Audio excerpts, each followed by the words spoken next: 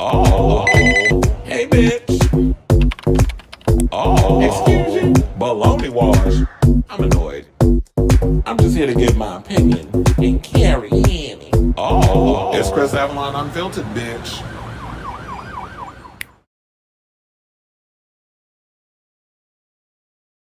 Well, hello, hello, hello. Happy Sunday, everybody. It's your boy, Chris Avalon, and welcome to a brand new episode of Chris Avalon Unfiltered, a show where we basically go in and talk about all things celebrity news, pop culture, gossip, anything that's trending online. We talk about it on this here show. So, without further ado, before we get to said topics, do yourselves a solid and hit that like button, that subscribe button, and that notification button so that way you know when we go live with a brand new episode of Chris Avalon Unfiltered. And so, we have a couple of topics that we're going to get into. I know it's not a lot going on, but I found some things that I wanted to get to and I want to converse about on here. I watched Roadhouse. I'm going to give my review on that. Plus, there's some tea that came out about Beyonce and that whole post about the Guggenheim and all this stuff. They're coming out and they're speaking out about it. I know if y'all don't know what I'm talking about, I will have the pictures and everything so that we get into it. Plus, there seems to be some drama going on with Justin Timberlake and Jennifer Lopez.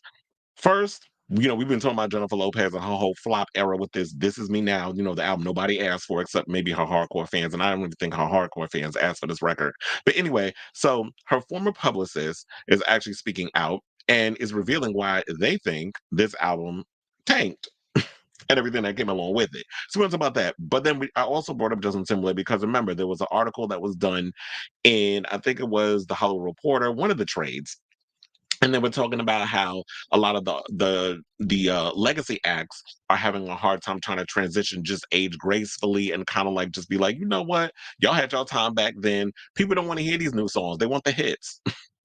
I got a story about that. What we're gonna talk about from a band that an event I worked this weekend. So I'm gonna slide that up in there with this conversation, so y'all know what I'm talking about. But anyway, so apparently Justin Timberlake's ticket sales, because J Lo was struggling with hers, so Justin Timberlake apparently is struggling too, but he's not struggling on the north. I mean, on the north side, as in the East Coast and North America. I was trying to think of what I was talking about. North America. He's not struggling here, but he's struggling overseas. J-Lo was struggling in North America. I don't even know if she got tickets going on overseas. So we're going to talk about that. He's struggling too in the live music department. Um, Also, Michael Jackson's mother, child, they coming for her because apparently they're saying that the state is claiming that she received $55 million since his death, but she want to use the kids' coin to be paying for other things, but she need to be using her own damn money. So we're talking about that. Plus, we got the reason why Amanda the Bynes decided not to participate in the Quiet on Set docuseries. I was asking that question. We have an answer. Plus, we got some more tea on this whole Wendy Williams situation. And like I've been saying for the longest, her conservator is a piece of shit. We'll get into that. Speaking, and with the whole money situation, speaking of bitches that where my money at, Honey Boo Boo, a name I didn't think I'd ever be bringing up on this damn show, is coming for her mother because apparently her mother's been using her money and was probably using it to get high on it, and among other things. So we're going to talk about that. Plus, Kyle Richards' child, this lady get on my damn nerves. Apparently, her family is complaining that Bravo had to pick up cameras and they had to film the whole splitation situation for the Real Housewives of Beverly Hills. So we're going to talk about that. Plus, Ricky Martin said that his father encouraged him to come out of the closet, but his team, the people that was making all that money off of him, advised him not to. So we're going to talk about that. Plus, Big Dipper is apologizing over the comments that he made on his podcast. We're going to talk about that. Plus, and shout out to my girl, Safira Cristal, who I believe is going to win this season of Drag Race. She had an all-time record, broken all-time Drag Race record. So she made some herstory. We're going to talk about that and a whole lot more. And if anything else y'all want to bring them in the conversation, y'all can do that as well. But before we get to the comments and all that other stuff or the show, hit that like button, that subscribe button, and that notification button. Please, please, please, please, and thank you. So that way you know when we go live with a brand new episode of Chris Avalon Unfiltered. Now let me hit my banner. And I see, oh, hey, Sailor Mermaid, he in the building. It's funny enough. He hit me up yesterday, was like, did you do a show? I was like, no. I think you probably saw like what I had did was because I was advised, Roro, who's a friend of the show, brought it up and was like, sometimes your show be a little long. So can you take a couple of the clips and post it up on the page and stuff so that way people can kind of like just pop in and watch the certain ones. So I pick like a lot of the stronger topics that I know people would get into that'll probably spark conversation, get eyes on it and comments and all that other stuff. And I post those on the YouTube channel. I be posting all over the place. I post it on my TikTok, I post it on my Instagram, I post it on my Facebook. I would love for y'all to comment and like more on the videos that I post on those other social media platforms. But nevertheless, all your love is appreciated. So, and for those of you who are all watching right now, how you doing? All right, so without further ado, let's get into the show and let's talk about this Roadhouse movie. So I actually watched it on Friday, and I have to say, wait, hold on. First of all, I wanna pull this picture. I was like, oh, first of all, Jake Gyllenhaal was. I'm like, first of all, that man is fine. Now I watched the movie and I was really hoping because I love the original film with Patrick Swayze, may he rest in peace.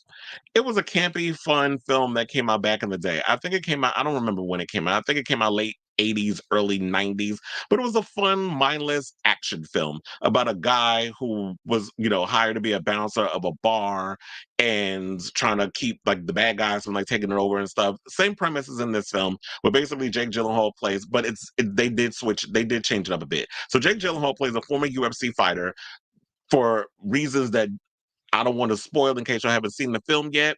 He kind of gave up the whole UFC fight thing. So sometimes he'll go and he'll fight in little underground situations. But in this movie, he didn't really fight in no underground matches or whatever. He just showed up at an event and the guy got scared, and that's how he got paid.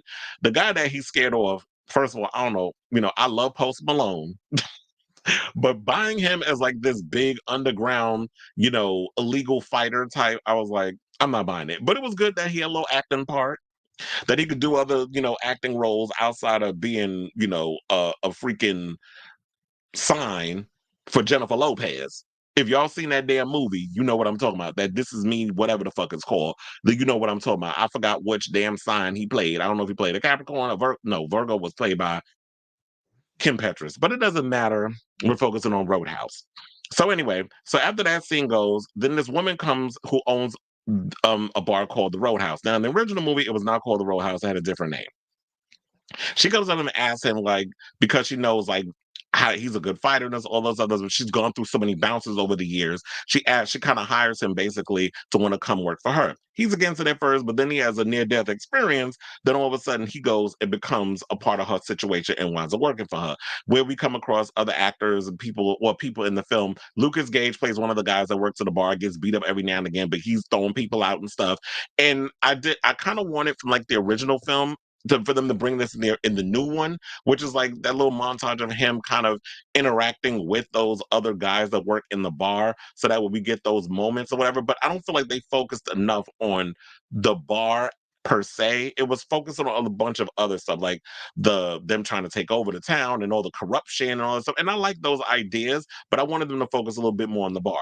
So Jake Gyllenhaal did the damn thing in this film. I actually like the fact that he was given like, no, he gives action movie star. And I really feel it's funny because it's like him and Ryan Gosling are in their early 40s. And I'm noticing that they're more transitioning into doing more leading man action movie type stuff. When before they used to do a lot of these smaller films, or they would do like these little artsy fartsy movies. But now I'm noticing like they're really starting to embrace the whole Hollywood leading man thing. And I kind of like the fact that they're doing that in the later part of their life, because I don't know. Sometimes I don't buy like a 25-year-old action hero. Like I'm just like, mm-mm, you don't look like you still look like you got Similac on your breath. You don't look like you got a little mileage under them nails. Like I need to see some calluses on them hands or something. You're looking a little too soft. So I did like that whole idea of like that he's now transitioning into that whole thing.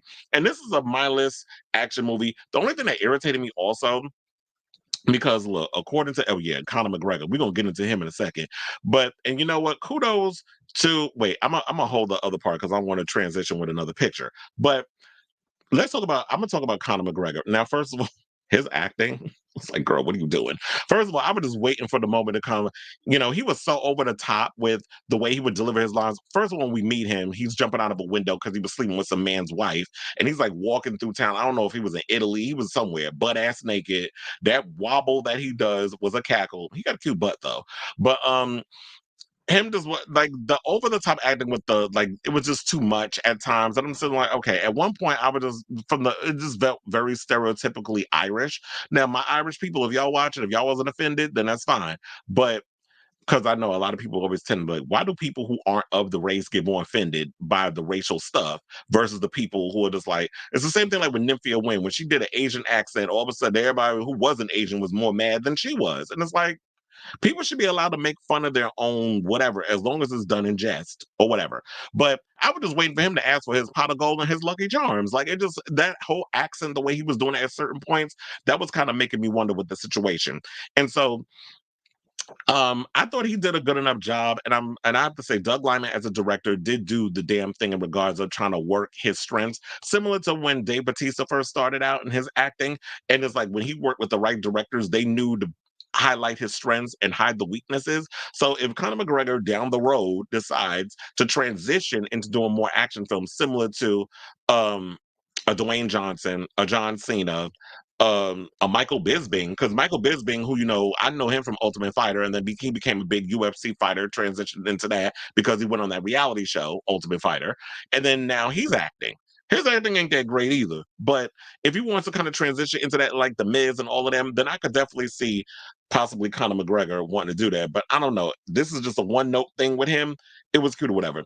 Now the villain, I forget his name, but I remember I saw him the other day. He was at my job actually. He's like, oh, he's good looking in person. It's those eyes. But anyway, so he was doing whatever he needed to do, whatever. The villain wasn't like the big thing about the film. It was just more or less about the campy fun. The fight scenes were cool. There was some of the CGI took me out in a lot of situations, but overall, it's just a fun, mindless action film. Now, the one thing I will say that I don't understand is that while I am excited for the fact that Roadhouse is literally the number one movie on Amazon. I really feel like that Amazon dropped the ball with this because what I forgot to realize is that Amazon is a part of Sony. Now, it seems like Sony's been misfiring in a lot of ways with a lot of the things that come up with. First of all, how y'all release Madam Web in a damn theater when that movie is god awful? That should have been released on streaming. Roadhouse is a type of film, in my opinion, that you want to see this in a theater with a crowd of people who enjoy action films. There's certain films that I will go to the movies for because I want to kind of be in a room with a bunch of people and that adrenaline is running and you kind of like cheer people. It's kind of like going to a sporting event because I'm someone who's a fan of UFC. I love UFC. That's like one of my favorite type of fight. Like I'm not really big into sports and stuff, even though I work at a sports arena outside of this job. But one of my favorite type of sports is mixed martial arts. I even went to UFC gym and was like working out with the guys and stuff and got into the best shape of my life when I was working out at the UFC gym. I actually want to go back, but it's just hard to try to find a really good UFC spot in New York because it's like they were all closed up. There was one I was going to in Astoria, Queens, but then after they had like a little flood or whatever a couple of years ago, they disappeared. So I haven't been able to kind of like go in and really do that again. But I got into the best shape of my life. I learned how to use a TRX, that whole workout. I learned that from them. I learned, burpees, mountain climbers, run, like all that stuff that damn near killed me. Those are the workouts that you use, but you get in the best shape of your life. And plus, when I was in that type of shape, it was like my testosterone was through the roof. So um the sex drive was going crazy too. But that's a whole nother conversation. But anyway, so I say all this to say it's a fun little movie. If you have time, I feel like this is the type of film that you want to have like a watch party. And I'm not talking about like on Amazon where they have the little watch party thing. I'm talking about invite friends over who like this type of stuff, get like pizza, some nachos, whatever the case, kind of like a Super Bowl party, but you have yourselves a little Roadhouse party and you just get a bunch of food. You have the big TV, have them watch on your big screen at home and everybody drinking, eating, having a good, like, it's one of those type of films that I thought was a great. It's just a fun, enjoyable film. Now, the third act, I didn't particularly care for because it was like it took place on a boat and all that. I was like, I wanted to take more. I wanted to be more into the Roadhouse, but overall, even though those little situations that happened with this film, I wanted a little more. This was a fun film, and I have to say, at the end of the day, when I'm looking at with this film, I really feel like this is Jake Gyllenhaal's audition tape for Batman. Because I was just thinking, I was like, you know what? They got the Brave and the Bold coming out. We already got the Batman Part 2 coming out with Robert Pattinson, so that's already situated. But they have the Brave and the Bold coming out, which is with Batman and his son Damian Wayne. I was like, you know what? Jake Gyllenhaal's at that age where he could possibly have a kid who's, well, first of all, we already know Damian Wayne is a lot younger in the comics, but I feel like for cinematic purposes, I say make Damian Wayne a preteen or something like 11, 12, 13, like make him around that age, kind of similar. I was going to say even similar to, like, remember Chloe Grace Moretz in Kick Ass? Like, if you can have a young boy around that age and have him be the son of Batman, I think that would be cool if they could get somebody that young.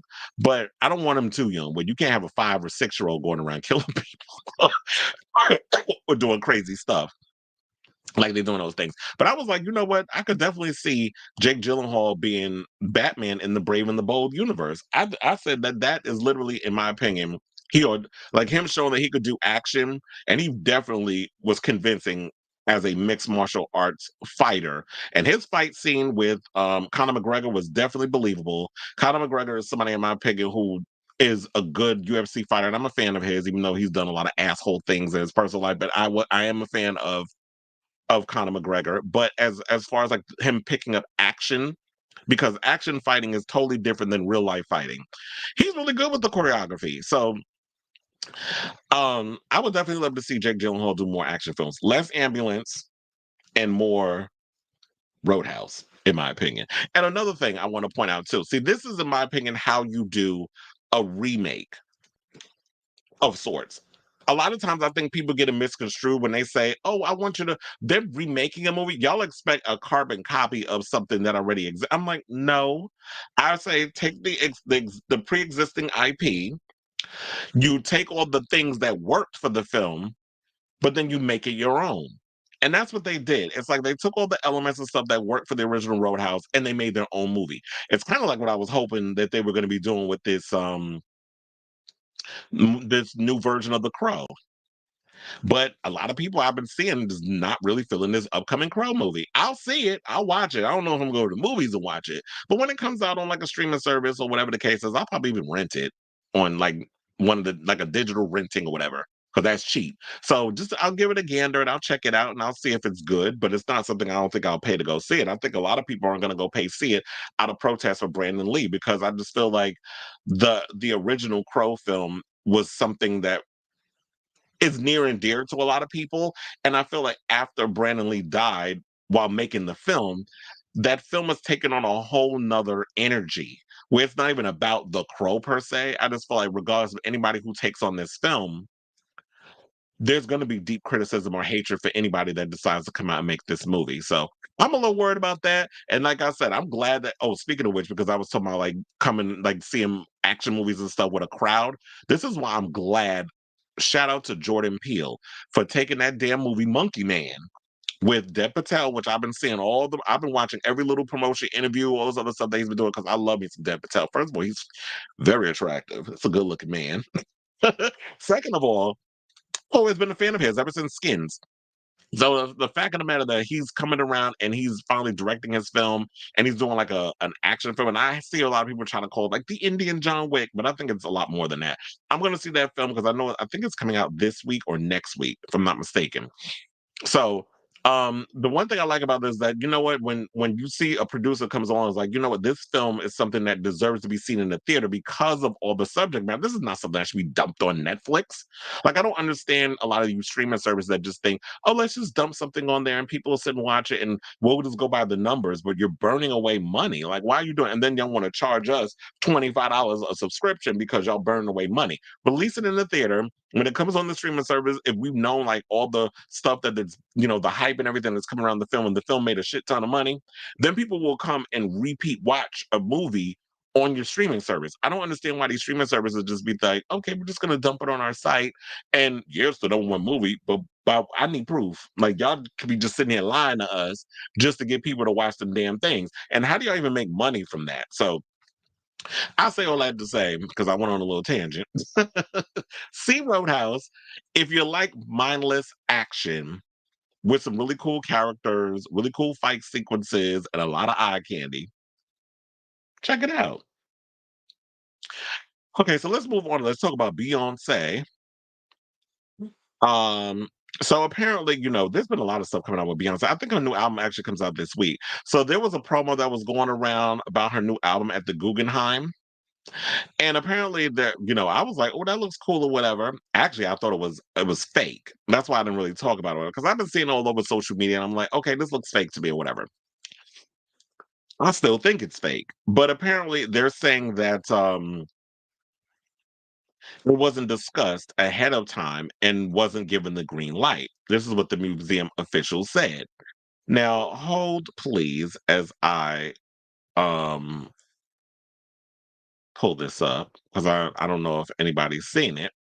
So you know what I'm talking about. So there's this photo, whatever that's been going around about where it says this ain't a country album. This is a Beyonce album. When I first saw that, I was like, oh, I don't even think that's real. That's why I didn't think much of it. But according to Variety, it said early yesterday evening, Beyonce, I think this was yesterday. Beyonce posted a story to her Instagram profile showing an image of the coordinates up for New York City's Guggenheim Museum.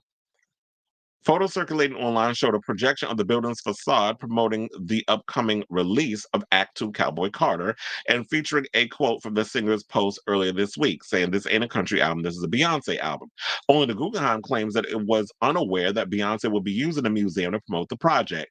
The Guggenheim was not informed about that and did not authorize this activation. This is what Guggenheim reps said in a statement to Variety.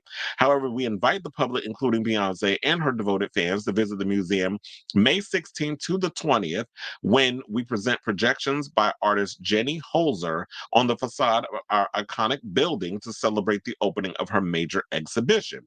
Now, some fans pulled up to the location and posted an image of a blank building facade to social media, suggesting there was no projection at all. Others claimed that it was projected for a short moment or that images of the projection circulating online were altered to include the text. To make matters more confusing, earlier this morning, Guggenheim referenced Beyonce on Instagram, posting an image of Franz Marc's 1910 painting, Three Horses Drinking, along with the caption, "This ain't Texas," referring to the opening lines of Beyonce's chart topping new single, Texas Hold'em. Now, the reps for Beyonce were contacted, but they have not responded since then. And we know the album and stuff is coming out. Like I said, I wasn't overall excited about the whole country era because that genre is not my zhuzh. But the way that she's been rolling this out and all the controversy and everybody hating and her little post that she posted on Instagram about not feeling welcome and why she created this album in the first place, that actually got me relatively interested in wanting to hear this record. And when I was at work yesterday, it was playing This Ain't Texas. Or Texas Hold'em. I said This Ain't Texas. They were playing Texas. I'm like, this sounds good in surround sound speakers.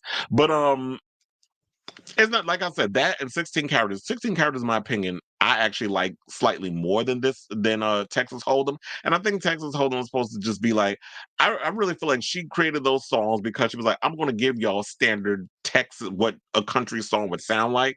But when y'all listen to the rest of the album, you're gonna hear something completely different. You're gonna hear my take on the genre and other sounds and things that I'm gonna incorporate into this record. So I'm still confused as to, was this projected on a building? Was it not projected on a building? So where my gut is telling me, I'm just going to say that this was altered. This is an altered photo that somebody posted this Guggenheim thing and thought, you know what, this is a great idea to take that line and put it on the Guggenheim and have everybody think that this is something that we did. So it's promotion for the Guggenheim, it's promotion for Beyonce, and that's why I think they're kind of going back and forth because it helps hype them up on both sides. The Guggenheim could use as the opportunity to get people to come see their exhibits and Beyonce with that. Look, who knows? Down the road, maybe Beyonce will end up doing like a an exhibit at a place similar to her husband doing an exhibit at the Brooklyn Public Library in Brooklyn, Grand Army Plaza, my old library. I grew up going to that library as a kid. So um it'd be interesting to see like where they go with that and how this whole thing works out. So who knows? I guess if we were to take a lie detector test to find out is it did you pass, did you not pass? I guess we're just going to have to hit inconclusive on this story. Child, okay, let's get into it. Let's talk about the real reason that J-Lo's album flopped. Because it's basically what I've been saying for the longest. Nobody cares about Bennifer, but of course, when I say it, I'm a hater. I love the album. Everybody got an opinion. It ain't about my opinion. I go by the people. I assess the room, which is what Virgos do. We go in a room, we scope it out, we assess everybody. We take our own little mental census. But the people have spoken, and this is the reason. And I'm not the only one that said it. Someone who actually worked for Jennifer Lopez came to this assessment. Sometimes I feel I get irritated because I don't want to get into a whole "I told you so." Although I think we Virgos low key do get off on "I told you so." I'm not gonna hold you, but I think we do tend to low key get off on. See, I want to say "I told you so," bitch, but the proof is in the pudding. It's there. So, um, but then the tea comes out, and then it's like, okay, so I don't know what I'm talking about, but then I'm gonna give it a moment, and then when now that the tea's out there, you can't deny it. So ever since J Lo released her latest album, This Is Me Now, she's been trolled online for releasing the most boring and uninspired album of her career. She's also being dragged for releasing two of the most disingenuous visual pieces, which would be her semi-autobiographical but not really short musical film and documentary, and has been savagely trolled by people on social media from, there was a viral clip that was going around on, from This Is Me Now, a love story where she mentions ad nauseam about being from the block. Oh, reminds me of the time when I used to run up and down the block. Bitch, what block you talking about? Because you always talking about the block, but I need specifics. Was it, in LA, would it be Hollywood and Vine? I don't know no streets in the Bronx because, child, I don't go to the Bronx. Only people from the Bronx go to the Bronx. But for the most part, I have lived every borough but the Bronx. I grew up in Brooklyn, born and raised, Brownsville, Brooklyn, lived in Queens, lived in Manhattan, lived in child in Staten Island. We don't know her. Um, and the Bronx is like, no, ma'am. So the question remains, why is her music career flopping so hard? Well, according to her former publicist, Rob Shooter, she didn't learn her lesson after co-starring with her husband, her now husband, in Geely, because apparently Ben might be her career Achilles heel. Now, according to page 6, because they have the story, it says Shooter believes the singer's first album in 10 years is a flop. And let me remind y'all, This Is Me Now debuted at number 38, because remember I said it was 28, but I was wrong. It was 38 when it was released back in February, but before it quickly dropped off the Billboard 200 and sank without a ripple. He said, and I quote, Jennifer's always been a marketing and PR genius, but her biggest miscalculation here is that she thinks the world is still interested in Ben and Jennifer's love story. This is what he told the Post. But no one cares about Bennifer anymore. The world has moved on. Not only has the album been a failure, but she also had to cancel concerts. Now, a number of dates, including in Nashville, New Orleans, and Houston on Lopez's tour, her first tour in 5 years, were cut this month with no explanation after Lopez previously announced 3 additional shows in Miami, Toronto, and New York in February. A source told the Post that the tour had added those dates due to popular demand. A veteran music industry insider who has worked with some of the biggest stars in music told the Post if they're canceling tour dates with someone at her level, it's bad, very bad. There are only a few people who can still draw crowds after decades, like Springsteen or Madonna.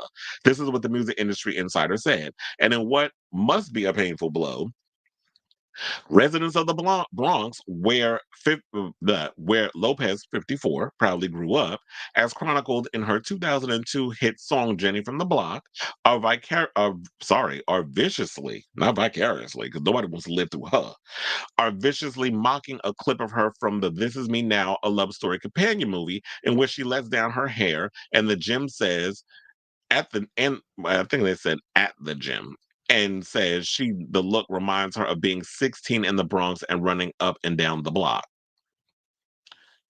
Real Bronxite here, straight from the South Bronx, one user claimed in a TikTok video, "J-Lo, we did not run up and down the block like that, even as a kid." Jennifer hasn't had. Oh, now here's the real gag. Let's get to the meat and potatoes of the article. So it says Jennifer hasn't had a big hit since 2007's On the Floor. The younger generation isn't really checking for her. Other than her diehard fans, no one was looking for a new J-Lo album, which she says herself in the documentary. The source who knows Lopez's family said the project was a complete misfire. Lopez said she put up $20 million of her own money into the star-studded Amazon Prime musical This Is Me Now, a Love Story, which she shouldn't have. Amazon paid to buy the film and the accompanying documentary, The Greatest Love Story Never Told. There's a reason why it was never told. Nobody cared. All unpacking her roller coaster search for love and rekindled romance with Affleck, who she finally wed in 2021, 18 years after their first engagement was called off.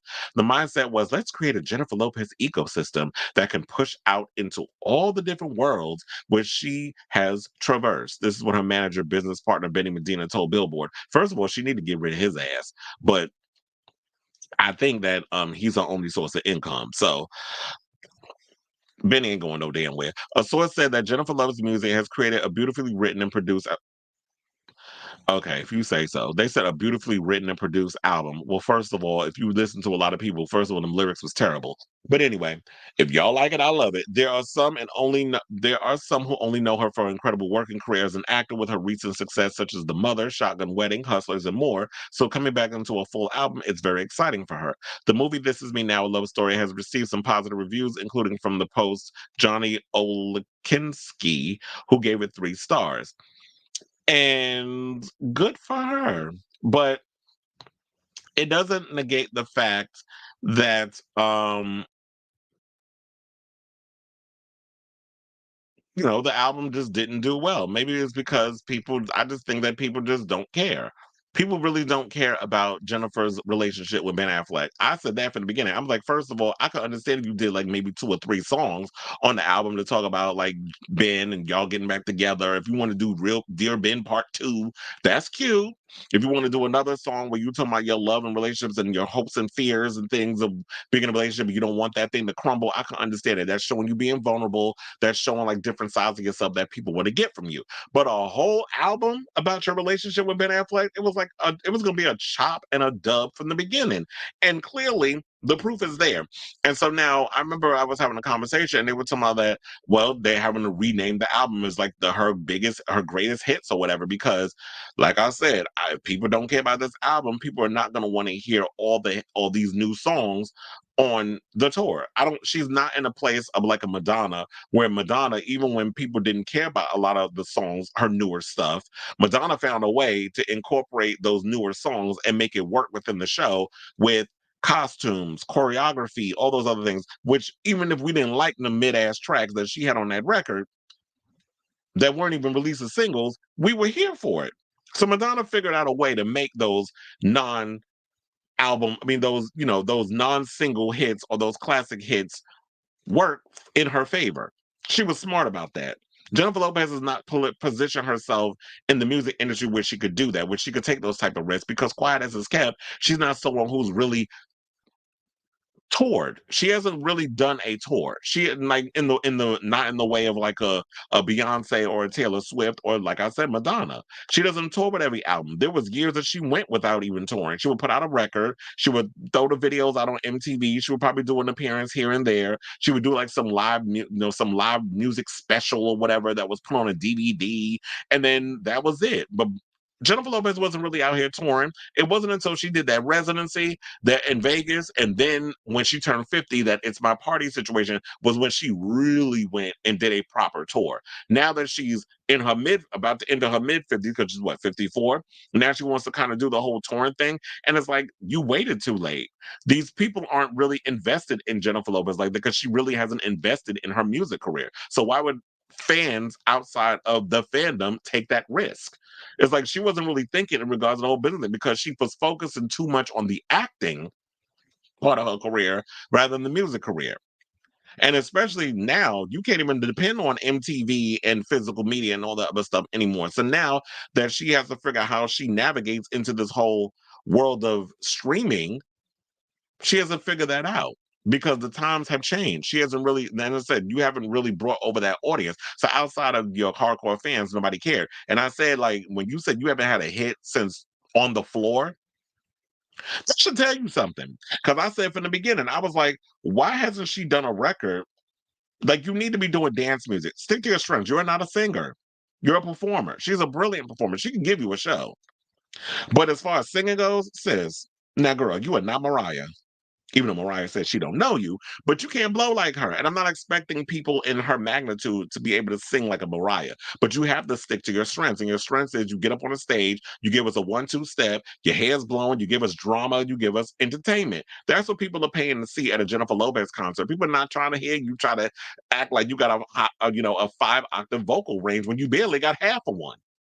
So you should have just stuck to your strengths, played the game, and did what you needed to do instead of trying to take a risk with an album nobody asked for. And now you're seeing it flop. What you should have been doing is out here, like I said, you needed like 10 more on the floors. You need to be doing stuff like that. Sidebar. What you really need to do is listen to Shakira's new album. Because, bitch, I listened to Shakira's new album when it came out on Friday, and that album is giving me my life. I could not stop listening to her new album. It is so good. I love, well, you don't know, but I'll tell you this. One of my favorite, it opens with Punteria with Cardi B. I was like, bitch, that is my song. It is giving me my life. I love this album. And ever since it came out, I've had it on repeat. It's been wait, hold on, because it's like hot as hell in here. I had to turn this heat off. I was like, oh, because it is freezing in New York. So I was like, I'm literally like sweating I'm about to sweat out my perm, even though I don't have a perm. I just got a haircut. But for the most part, this is what I said is like, when I say things, it's like this is what I see for these artists. You got to stick to your strengths. It's kind of like with me. If I decide to put out an album, it's like I know I ain't got the world's greatest voice, but I know what my strengths are, and what I'm going to stick with. And I'm not going to sit up in there and just give y'all a whole mid tempo or a album full of ballads. And especially, look, I even said back then when she did "This Is Me," then yeah, it was cute, and she was able to get away with it then. But I'm like, girl, you're not that good of a singer. Why are you giving your fans this? And she thought she ate. But I guess because people didn't know no damn better in the 2000s, you gave them what you gave. But anyway, so what do y'all think about this whole situation? Leave it down in the comments below. Oh, I forgot to bring this up, child. So Robert sent me this thing earlier because a lot of people been going around on TikTok and posting these videos about Jennifer Lopez and like their horrible experiences with her. One guy said that he worked at a movie theater, and I used to work in a movie theater too. Shout out to AMC. Even though y'all did me dirty, I can go suck the nastiest, dirtiest dick on the planet. But I live for y'all. And y'all are one of the best movie theaters in the country. But anyway, I'm not bitter. Or am I? But anyway, look, I've moved on to bigger and better things. So and I get paid more. So in my current job. But anyway, so he was talking about how like she would not go through the front door because she didn't want to be with the regulars or the commoners. I'm like, well, bitch, why didn't you stay home and watch a movie in your own home theater? So she wanted to come through the back way where the trash and stuff was. But what they said was they had to clean that area so it didn't even look like trash and everything was coming through there. So she had to come through the back because she didn't want to be around, like being I guess, interacting with commoners, us regular folk, while she went to go see her movie and rented out the whole movie theater for herself to go see it.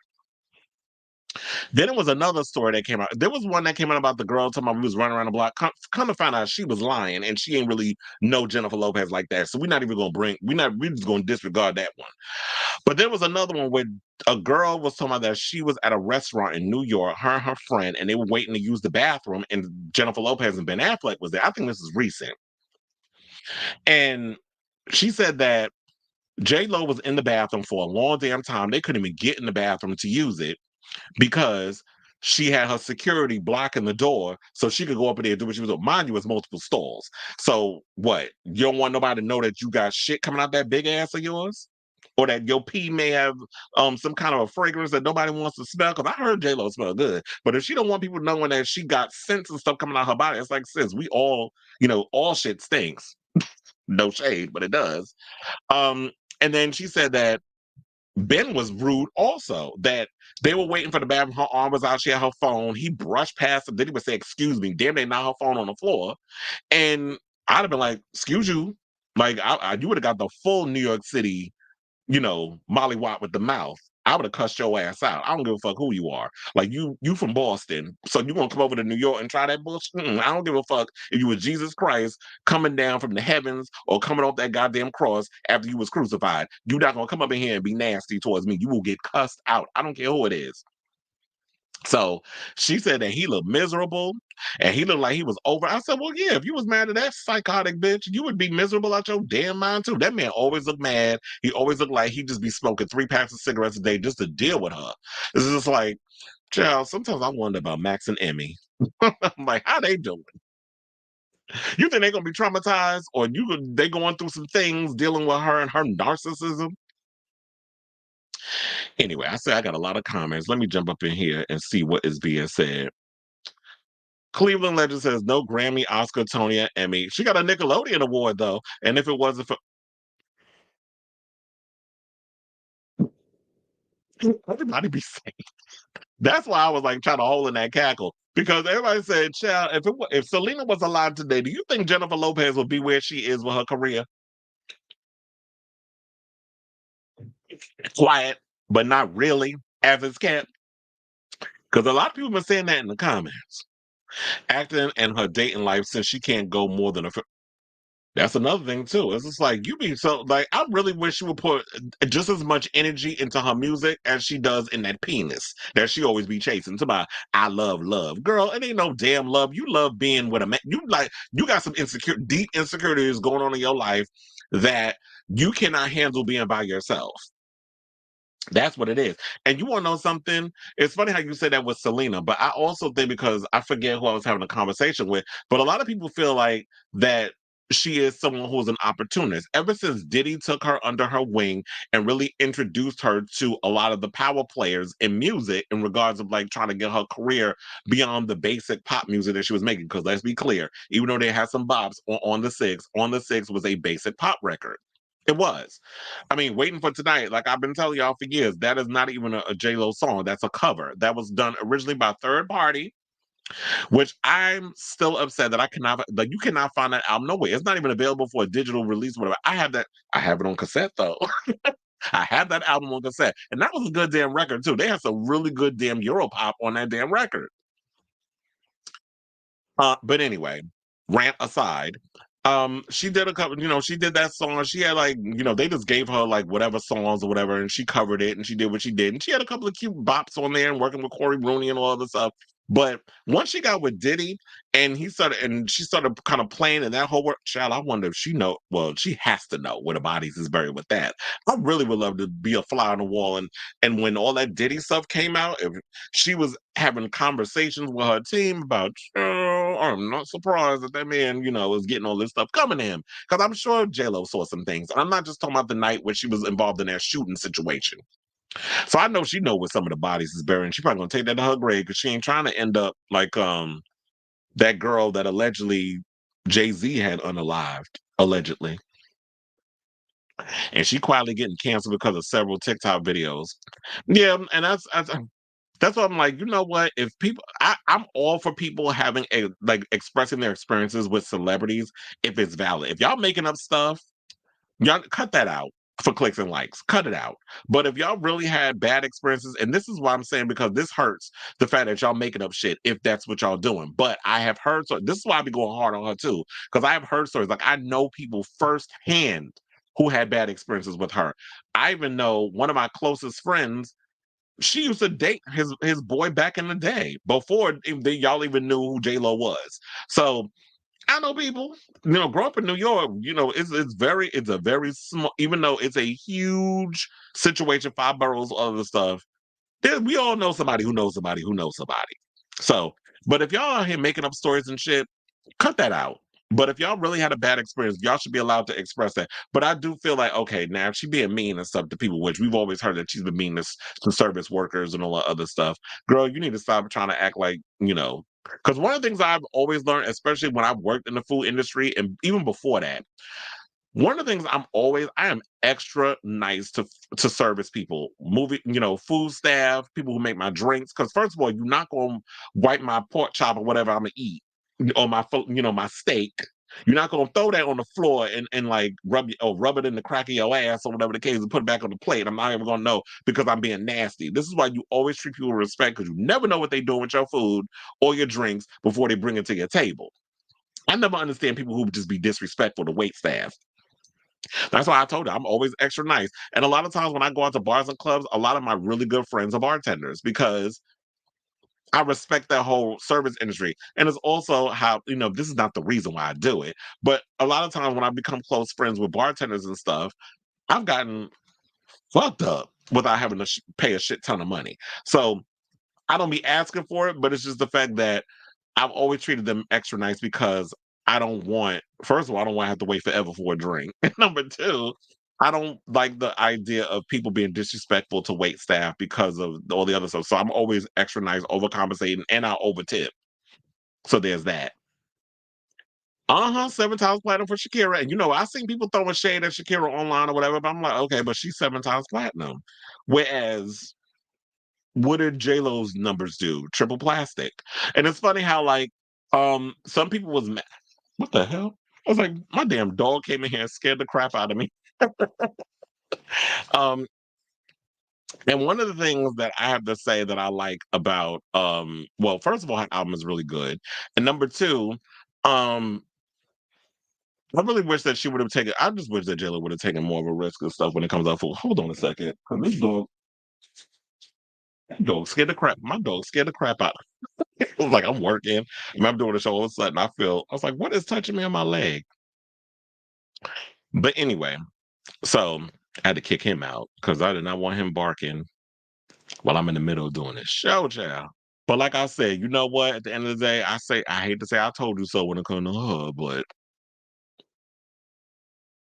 anyway, so let's move on. And she was only allowed to get away with it back then because the industry yeah, exactly, because the industry was different. It's like you can't get away with a lot of stuff that you get away with now. It's like a lot of times and I feel like this is why I find it funny. Like a lot of those people who got away and did shady stuff back in the day, I'm noticing that now they're being held accountable, and I think it's because the times have changed, social media, all the other stuff. When J Lo was popping, there was no social media. She had to rely on MTV. She had to rely on all these other things. The old guard of you had to get out there and you had to sell records. You had to go platinum in a week, like Britney and NSYNC and all them did back in the day. You had to, if you were lucky, if you could get a diamond record. I don't even think you could. People are doing diamond records now. If they are, I'd be surprised, or I haven't really been paying attention to the numbers because I don't know. It's between the way streaming works and physical media and all this, I'm confused as this industry because y'all keep changing the rules every 5 damn minutes because you always get some artist that wants to go on social media and start bitching about policy and numbers and all this other stuff, and then when they accommodate you, and then when they use it on other people that you don't want them using on, then you get mad. But it's like, but you planted the seed, person. As Alyssa, don't get better, just get better. Didn't she go home for that challenge too? It's coming. He should just divorce her unless he just trying to prove something with her. How you gonna say 666,666 day? It's because of that. Oh my God, what's the name of that movie with David Dastmalchian?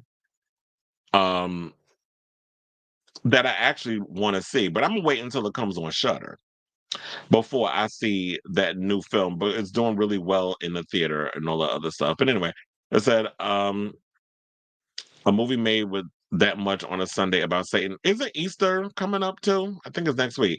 Shakira proved the rumors that her ex didn't allow men in her videos to be sexual. The current video is giving me Madonna when she divorced Guy Ritchie. Her sexual side came back. I've always liked Shakira, and I like her stuff. Even though I was talking to a friend earlier before I started the show, and he was like, "Oh, I don't like what she does, kind of like this poppy type music or whatever. Like I like when she did all the other stuff." And I'm like, you know what? I just feel like, her taking herself so seriously because she was married to PK and stuff. Now that she's not with him no more, now she's being sexual, she's having fun, but she's also, speaking about stuff that was going on in her life. And I also like the fact that she has a song on the album with her two sons, Milan and Sasha. So I like that. And they have pretty good voices too. They can sing. So the talent definitely runs through her.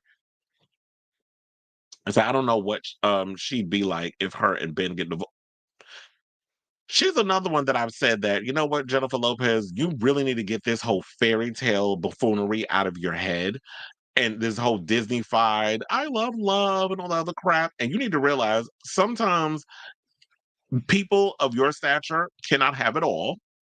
You're meant to be alone because if you're not willing to because with relationships comes sacrifice and compromise. If you're not willing to compromise some of your ways, when it comes to being in a relationship with someone, then you're gonna be by yourself. And do I see her and Ben lasting? I mean, this man, I ain't never seen nobody walk around in a relationship with someone and look so damn miserable or weathered. And Ben looking a little old. He is looking weathered. Like, how you younger than her, but you look older? Um, what else? Oh, it said they're showing Carol G. Yeah, and I like Carol G. At first, I'm gonna be honest, I did not like Carol G. I think it's because she was in a relationship with Unwell, and I felt like his shit was rubbing off on her. So it was smart that she got rid of his dusty ass. And now look at her. She winning Grammys. She's successful. She rocking that pink hair, which I've noticed that Shakira had the same hair too. So um, I like it. I like her now. I don't like her before. Them taking the Live Nation bundling away hurts artists like Madonna, Shania Twain, Pink, etc. The veterans got hurt by that removal.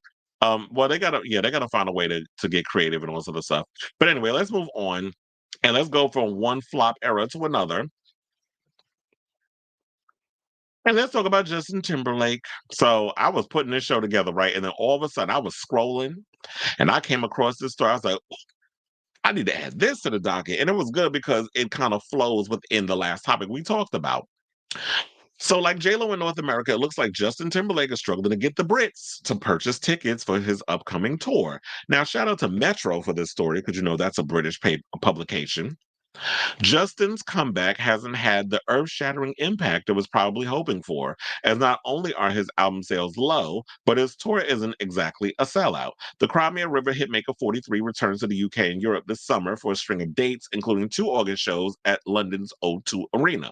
However, the US star is struggling to ship tickets, with Ticketmaster's seating plan showing a whole load still available. I'm going to show y'all a picture in a second.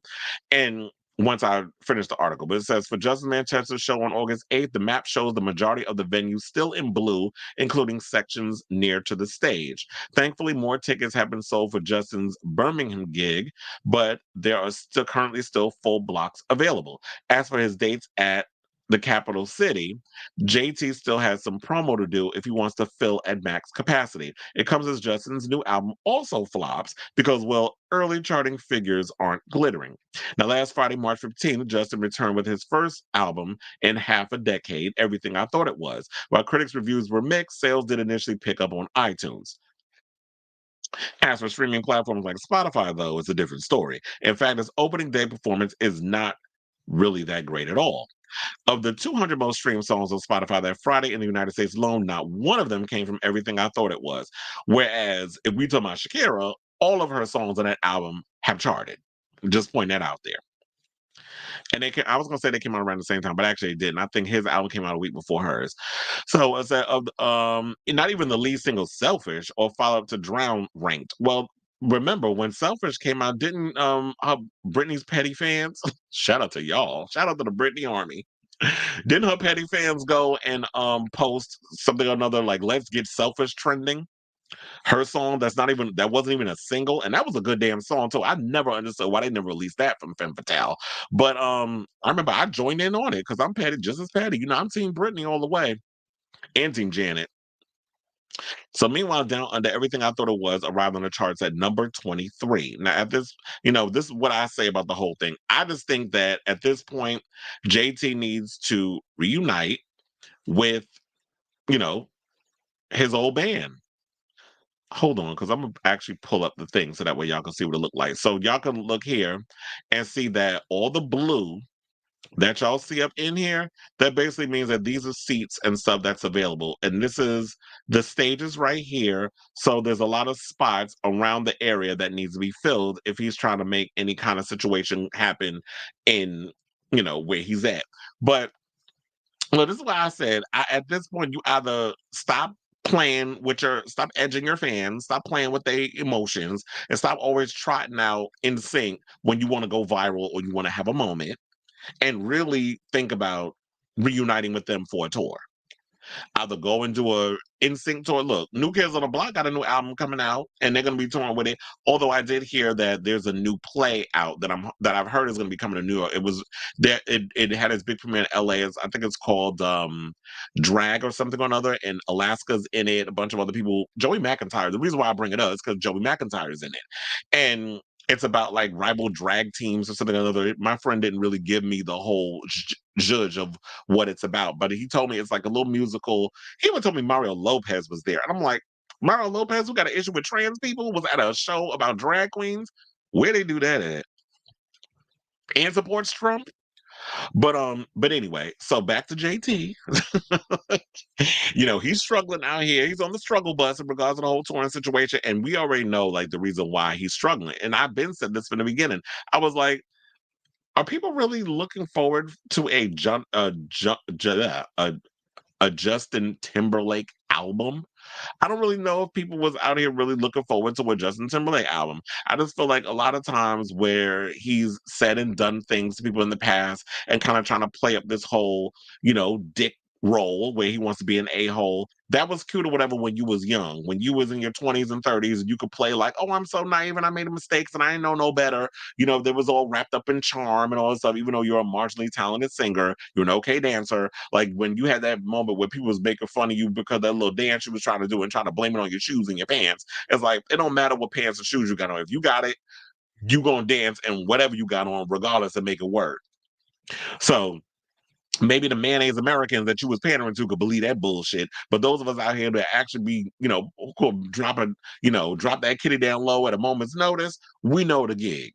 So between that, between the Janet stuff, the Britney stuff, when Britney went and was like being an apologist because she, you was getting trolled on all this other stuff, and then he goes and says, I don't have to apologize to absolutely nobody. You playing it up. I told you all that stuff is similar to Jennifer Lopez.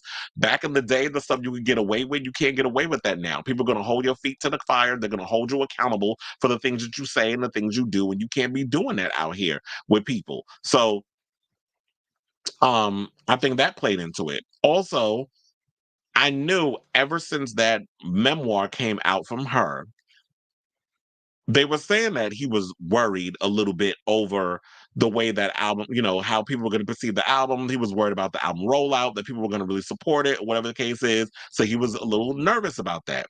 The album comes out, still mediocre numbers. We'll see how well the tour does on the North American side, the American side in the US. I'm sure the tour will do really well. But I've always been curious as to like my European people, my overseas fans, the European fans, the Brit fans. Is there an audience out there that cares for Justin Timberlake? Does his vibe, does his style of music, does all that stuff register overseas versus in America? Like there's artists who are bigger overseas than they are in America, and then there's artists who are bigger in America than they are overseas. Then there's artists who can do both. That no matter where they go, they're just popping everywhere. And to me, Justin's always given me that he's so all American. Like he just gives me like you can only sell out America, but when you go overseas, you're gonna have to do smaller venues. So I feel like at this point, because he's another one that always takes long gaps, like long breaks before he releases a record. Y'all can't be doing that whole, I'm gonna wait 5 years to release an album. Y'all can't be doing that. Like the fans, they move on. Like at this point, Justin's fans probably all got kids, families, that sort of thing. And that's that. Although I was recently at the Fall Out Boy concert, there was a lot of young people there. Like I grew up with Fall Out Boy. And might I say, Pete Wentz, I did not realize how long his hair was until I saw until he was playing, when he recently performed. I think it was Friday. And I did not realize like his hair is down at his shoulders. It was blown out, the hair was blowing in the wind and whatever because they had the Diva fan on. He was giving Beyonce with the hair flowing. But and playing his bass and also even at one point came out in the crowd and started playing the music and stuff. And I knew he was gonna be walking around because we were warned about that. But I think that what, even there are generations of people that listen to his music. There's the parent, the people that grew up with NSYNC and all this stuff and Justin listened to his music in the 2000s. Now they've got husbands and kids and all this other stuff, and maybe their kids, because the mother played the music around the house or whatever, the kids are aware. So I'm sure that's the demographic that's listening to him. But overall, people kind of looking at him like, okay, even though you're in your early 40s, you're an old crow. You're kind of weathered.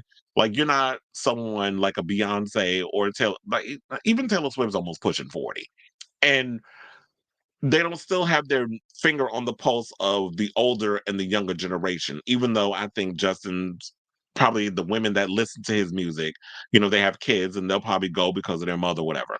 Because I remember when I was at the Fall Out Boy concert, I saw a mother there with her two sons, and I seen a mother there with her daughter. So it was a mixture. It was a mixture of people. So it'll be curious to see, like, when his tour comes around, the type of demographic he's going to have here.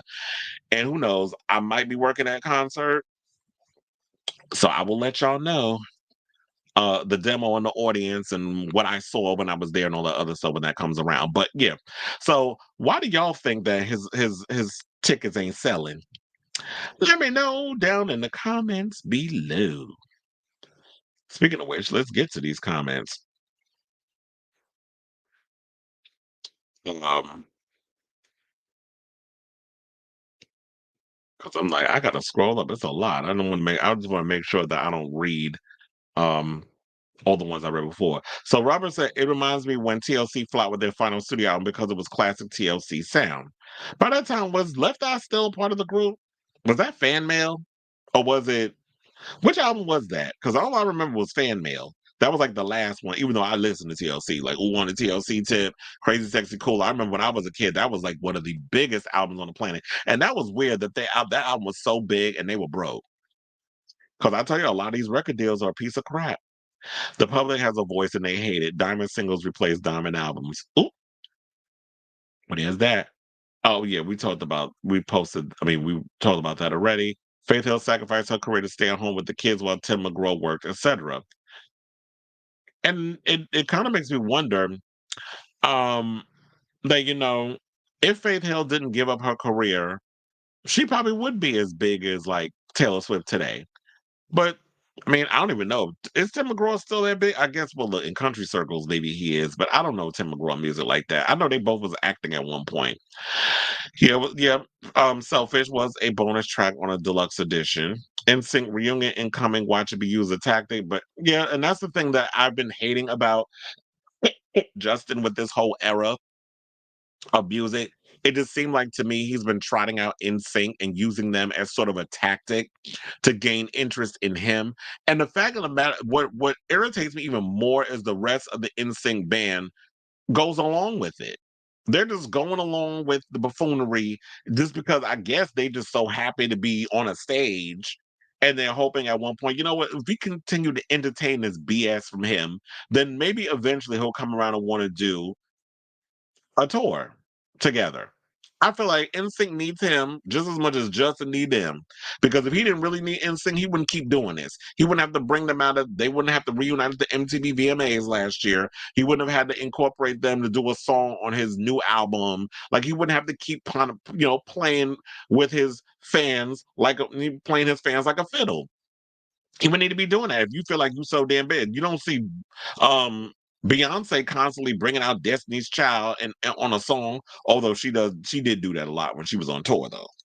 She would bring them out on a moment, for a moment. But look, I say all this to say I think JT needs to either do an NSYNC reunion tour, release the album and do an NSYNC reunion tour, or he could do that. And then after, why not just do a residency? I feel like he's at that age where he could just do a Vegas residency. He has two small kids. He got Jessica Biel. He could be in Vegas and he could do like something similar to Bruno Mars and Usher. Like y'all can sit up out there and just do a little residency. You do maybe 3, 4 shows a week, and then you can be a stay-at-home dad on them other days off and do whatever.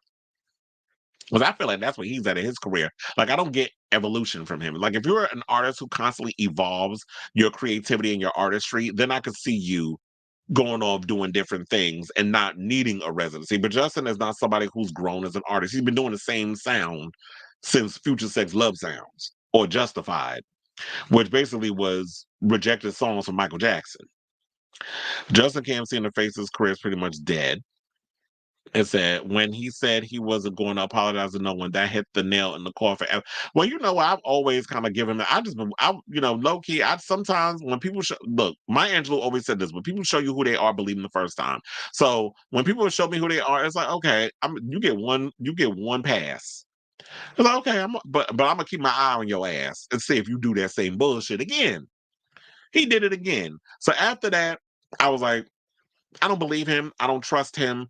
He showed me the type of person that he is. When your back is up against the wall, when the going gets tough, you will throw whoever you can under the bus to save your own ass. Like I really feel like it would be some shit out of the Titanic. Like when you try to get the women and the kids on a boat, he kick all their asses off, just get himself on it. Like he gives me that. Black folks should have canceled. Hello. And what I don't understand is the fact that people will continue to give him passes and invite him from the cookout. It reminds me a lot of that BS with Candace Owens. Like, why are people giving her a platform? Like on the Breakfast Club and Joe Budden giving her a platform, knowing full on well the crazy racist stuff she has said against her own damn people, especially in regards to Ahmaud Arbery and oh my god, what was the guy that had the foot on the neck, the knee on the neck from the cop? Him. When she said all of that and talk about things was a hoax and all this other mess, when she said all of that, I was like, first of all, you a coon. You are somebody who want to throw your own people under the bus for a moment to get money, all this other stuff, and then try to come up with an excuse why she married a white man. I was like, girl, them saltines can keep your dusty ass. Like, I'm not somebody who's against interracial relationships. Like I said, I am a product of that. But when you throw your own people under the bus to prop up other people, I ain't got time for you.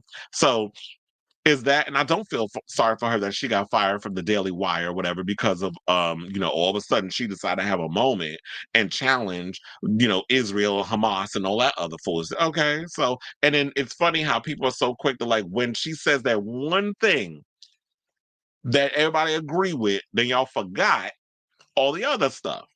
You still not invited to the cookout. Says the only way you getting invited is somebody have like potato salad with the raisins in it. That's the only time your ass can come. Is if there's a plate of the potato salad with them raisins that somebody made. You can come eat that and take it home.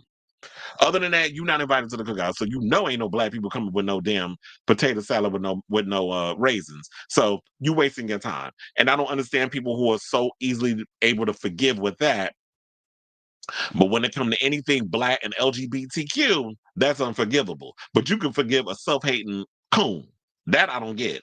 And also I will say this. I'm not really upset over the Breakfast Club and Joe Budden giving her a platform. I feel like everybody should be able to come on and say what they want to say within reason. But here's the thing. Here's the catch. And this is what irritates me about a lot of these podcasters who just want a moment and want to go viral. If you're gonna have a Candace Owens, if you're gonna have a Nimrata Haley, if you're gonna have these type of idiots on your damn show, if they say something controversial, challenge them on their thoughts.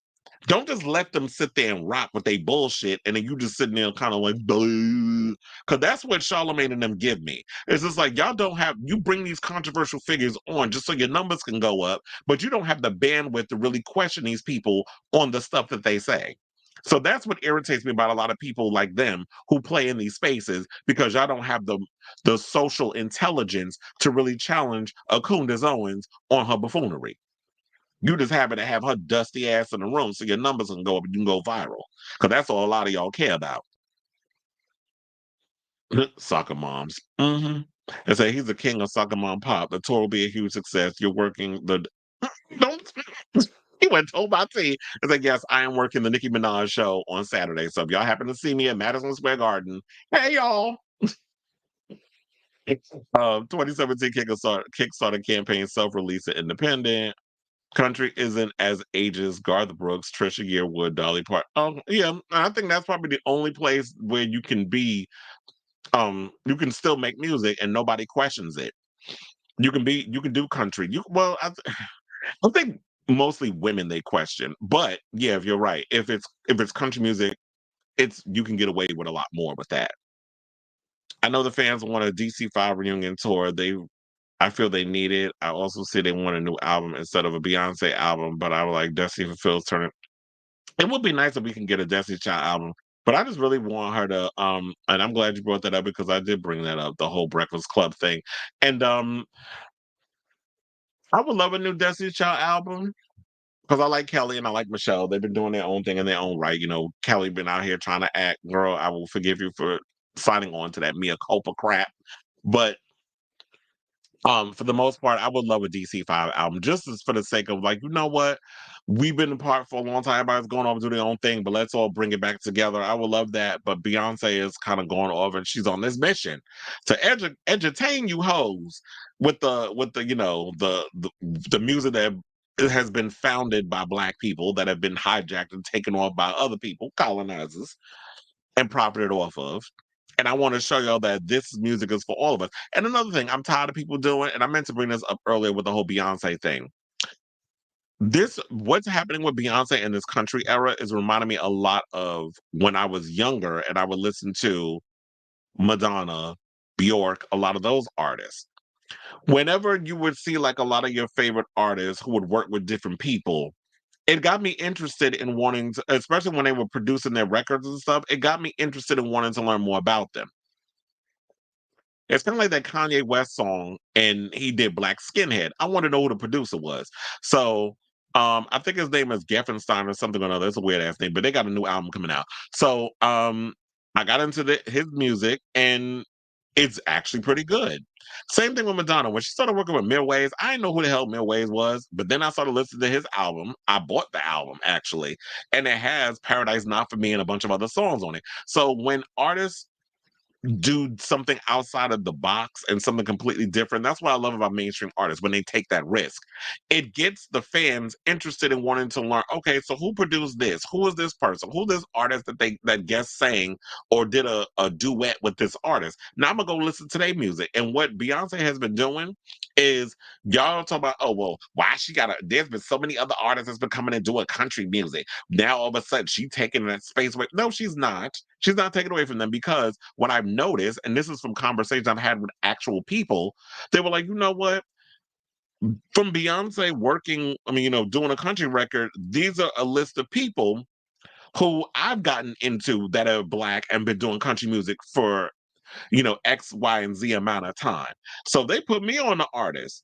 And I'm sitting there listening. I'm like, okay, and be like, oh, you should check them out. You should listen to this. Like, if you read my comments on YouTube when I post, I mean, not YouTube, but like Facebook when I post certain things, this is the conversations that I'm having with people or conversations outside of the social media that I'm having with people. And it's like, it gets them interested in those other artists. So that's what I like about, the industry as a whole is the fact that when a mainstream artist comes along and does something, that's what you're getting. So the Breakfast Club and Joe Budden don't stand on principle. I'm not surprised, and it shows they can't. No, and but the worst part of that is they can't be taken seriously for those of us who are intelligent enough to know what the real shit is. But the fact of the matter is, a lot of people that be watching those type of shows, they don't know no damn better. A lot of times, they're not really looking beneath the surface of the performative BS. They're hearing stuff, they're taking that in, and they're thinking it's fact, but they're not thinking about, okay, so why they should be challenging them on this. And I do be seeing people in the comments who call them out on why did you hold their feet to the fire about this? Why are you letting them get away with certain things? And it's like, if you don't have the bandwidth to sit up in there and really debate these people that come on and push back against certain things they say, then you shouldn't be having interviews with these people. Y'all want to sit up in there and freaking fluff them the whole show. She shames girls being sexual, promiscuous, and not intelligent or smart. She judges everybody that's female, that's beneath her. That's misogynistic as well. Sailor Mermaid says it's all performative. It said, if Kundis says Ben can't fire me, I would challenge her and tell her I bet he can, and it will happen. The funny part was I was on Twitter and there was a guy who also runs that website and said that they don't have the ability to fire her. I'm like, huh? How do you say you run a website, but y'all don't have the ability to fire her? If you run the website, if you're a boss, then you do have the wherewithal to fire her. Why would y'all sit and say you don't? So sometimes you can't believe these damn people. We don't need Farrah at all. Child, nobody's thinking about Farrah Abraham. When the last time we heard that damn name? It said Midway's a song never gonna stop. You can tell that's the inspiration of music. The club hit, massive hit from 2000. And Raphael Sadiq did Texas Hold'em. Yeah, I don't know. And then when people talked about that, people were surprised. I was even surprised. I'm like, Raphael Sadiq. But then again, when you look back at it, if you listen to Raphael Sadiq's music, especially like when he was with Lucy Pearl doing all those other side projects, I'm not surprised that that was the sound that he was doing. Okay, so let's move on and get to the rest of the show because, child, I've been just rambling with going in with the comments, which I don't mind. So let's move on with the show. So we've been talking a lot about Michael Jackson and the whole family. The other day we talked about it. I need to cut that as a clip too. That Blanket apparently is going against his grandmother because there was something or another. I'm paraphrasing, trying to remember off the top of my head that Katherine didn't like the idea that the music catalog was being licensed out for all these other different things that's going on, and wanted to use the kids' money that they're privy to file a suit or whatever the case was. Blinken was like, "Oh hell no, you're not. You got your money. You need to be using your money over there to be using. If you're gonna be filing any kind of injunctions, lawsuits, whatever it is." So apparently, according to reports, she is not struggling one bit when it comes to putting money in her pockets. At least this is what her son's estate is claiming. Now, according to Billboard, it says Michael's estate claimed in legal filings on Thursday, March 21st, that his mother Catherine has received more than 55 million since the singer's death, a revelation that came during an acrimonious dispute between the estate's executors and the elder Jackson. The new filings obtained by Billboard were aimed at providing that the estate itself shouldn't have to pay for Catherine's recent legal bills, which stem from her efforts to block an unspecified business transaction believed to be the estate's recent estimated $600 million catalog deal with Sony. And making that argument, estate executors John Branca, is that who that name sounds familiar. Is that who Miles Teller is playing in the movie? I may have to look that up. And John McClain argued Thursday that virtually no request of Mrs. Jackson, sorry, Miss Jackson, for her care or maintenance has been declined in the years since Michael's 2009 death. Contrary to claims made by Mrs. Jackson's counsel. Why every time I say Mrs. Jackson, I just been wanting to jump into Outcast. But anyway, let me get serious. The executors have in fact provided liberally, that's the word they use, for Mrs. Jackson's maintenance, care, and well-being. Attorneys for Branca and McLean wrote, since Michael's death, the executors have expanded for Mrs. Jackson's benefit more than $55 million. The elder Jackson allegedly received more than $33 million in cash. Where they do that at? Including an ongoing allowance of $160,000 per month, plus a $15 million luxury home. The estate claimed. Branca and McLean also claimed they provided Catherine with an emergency $3.7 million payment in December to satisfy delinquent income tax liabilities. It is difficult to imagine that the trustees will provide any more liberally for Mrs. Jackson. Where the hell? Why does she need so much damn money? Like, if you made $55 million, they gave you $33 million in cash, and you get a paid $160,000 per month. Child, you know how much I will let $130,000 stretch out in a month? Where do you need all that money from? But that's because I know how to, you know, I know how to squeeze a dollar out of 15 cents. But anyway, so it says that the filing lays development an ongoing feud between Catherine and executors over her opposition to the unspecified business transaction. While the disputed deal has not been named in court documents, the Jackson estate recently struck an estimated $600 million deal to sell part of the singer's catalog to Sony, the terms of which were first reported by Billboard last month. Now, after the Jackson estate sought court appeal for the unnamed deal in 2022, Catherine filed objections with the court, but in April of 2023, the judge overseeing the estate rejected those objections and ruled that the deal could move forward. Catherine then filed an appeal, which is still pending. And then there was somebody said that's when, of course, we talked about this week, well, technically it's Sunday, so it was last week. Michael's youngest son, Blanket, echoed the objections, arguing that his grandmother's appeal was an extreme long shot and that it would be unfair to force him and his siblings to pay for a case that she objected to. Now, in a new filing on Thursday, Branca McCain went even further, claiming that the estate should not have to pay Catherine's lawyers for filing objections that had caused substantial damage. Importantly, the petition is not to allow Mrs. Jackson's maintenance, care, comfort, or support, the executive attorneys wrote. This petition is about payment for attorney's fees for an objection filed on Ms. Jackson's behalf, which the court overruled, and the subsequent frivolous and still pending appeal. Well, I gotta say this, Catherine, you was a hot ass mess. First of all, I don't know what she doing with that money. She don't even know how to spend money properly. Because what is she spending money on? Is she spending it on taking care of all her damn kids, grandkids, and great grandkids? Like, what is going on with her that you made all this money and you don't know what you're doing with your own money? This kind of reminds me of this Honey Boo Boo situation, which we're gonna get to. Speaking of which, maybe I need to move that up as the next article because of transitions. But yeah, sounds like a hot ass mess. Catherine, what are you doing with your son's money? It's like you don't even know what the hell you doing with that boy money.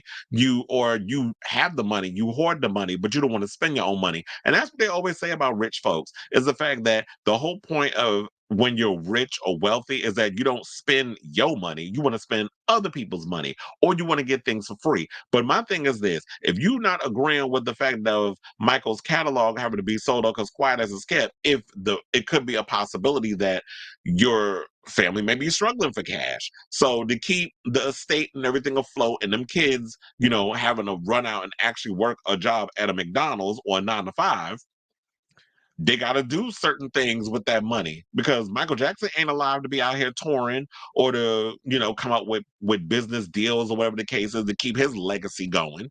We have the movie coming, but that'll probably be coming out in 2024, 2025, because we're in 2024, and if they're shooting that right now, there's no way they're going to be filming a movie in 3 months, edit it, and have it out by the end of the year.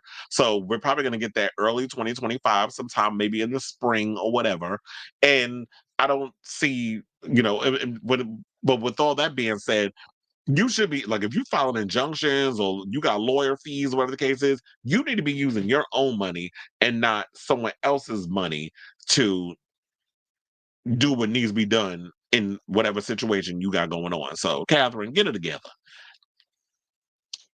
Now, speaking of which, let's move on. And since we did do that, I am going to move it up. And let's talk about Miss Honey Boo Boo, child. Wait. Because I was like, let me just move that up for a second. Wait, why is that going up there?